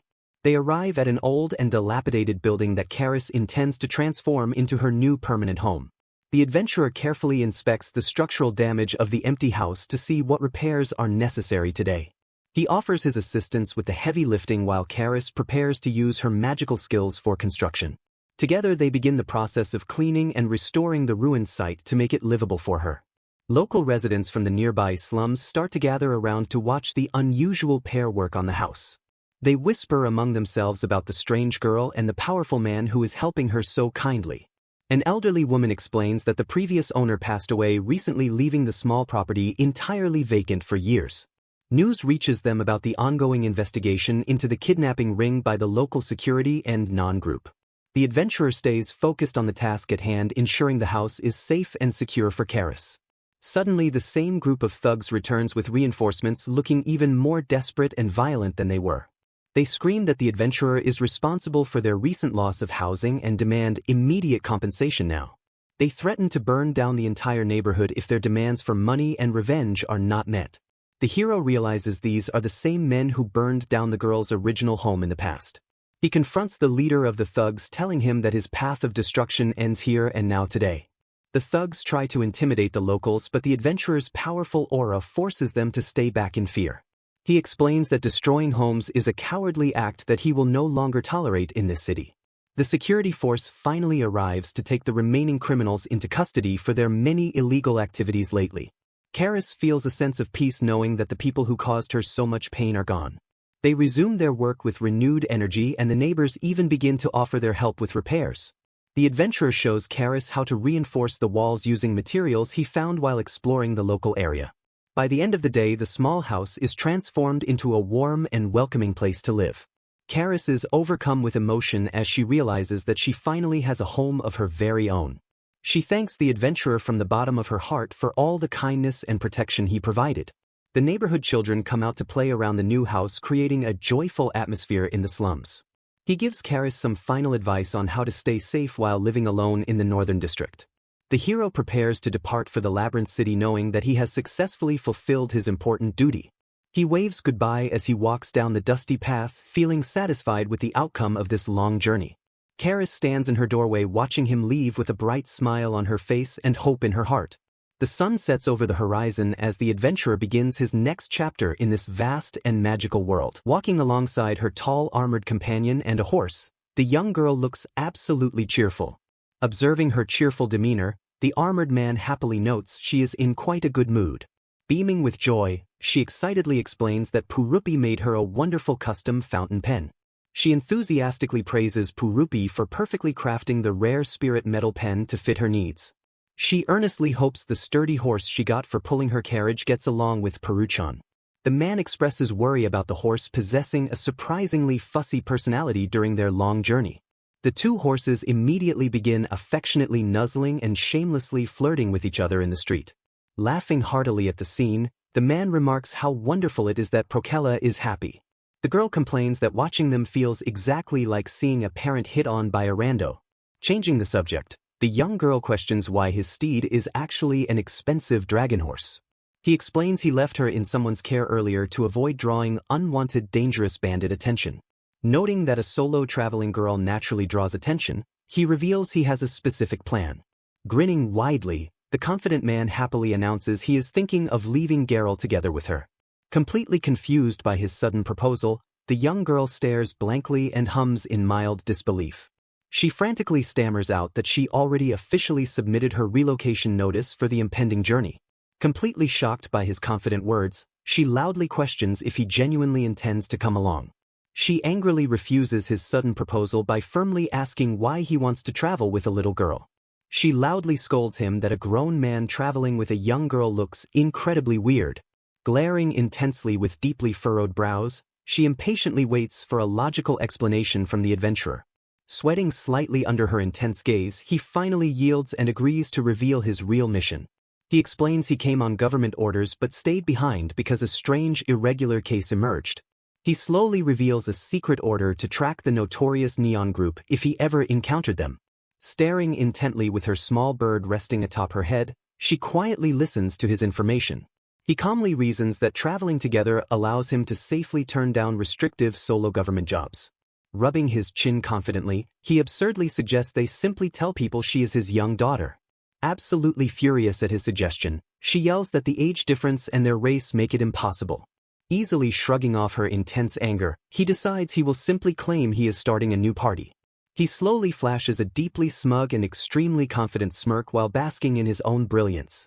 Completely unimpressed by his arrogant attitude, she bluntly tells him his supposedly clever idea was incredibly dumb. He playfully retorts that she has a nasty mouth and jokingly claims it takes one to know one. She completely turns away while quietly and deeply contemplating the dangerous implications of his secret mission. She mentally wonders if he secretly suspects she is actually a reincarnator connected to the Neon Group. Processing his complex motivations silently, she reluctantly concludes his presence might still be somewhat beneficial regardless. Seeking a reliable second opinion, she softly asks her tiny bird companion Isa what he truly thinks. The small bird energetically takes off into the clear sky and chirps a highly agreeable response. Landing squarely upon the tall armored man's head, the little bird offers a cheerful chirp of absolute approval. Finding the tiny bird's quick and enthusiastic acceptance highly amusing, the young girl finally breaks into a smile.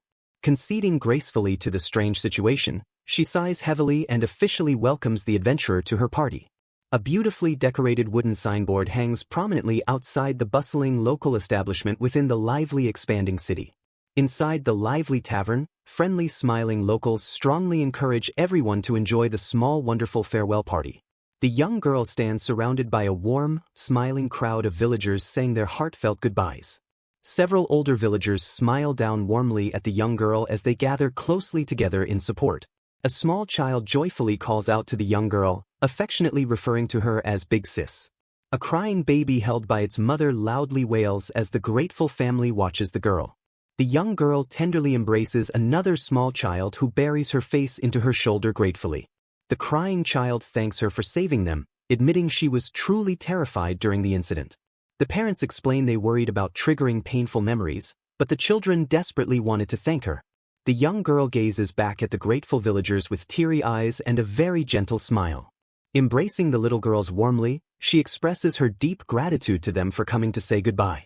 The children cheer excitedly as someone playfully suggests they go eat something yummy and tasty over there. The two children smile brightly with wide, happy eyes as they excitedly anticipate the tasty treat. The entire group of villagers turns their backs to slowly wave a final goodbye to the departing travelers. The young girl and her armored companions sit completely ready inside their sturdy horse-drawn wooden carriage. A girl expresses disbelief about her teaming up with Eve-san, warning her never to let Ruka-san find out. The supportive villagers encourage her to do her best, kindly reminding her not to push herself too hard. A villager asks if Christian is driving, nervously suggesting it might be better to let Eve-san handle it.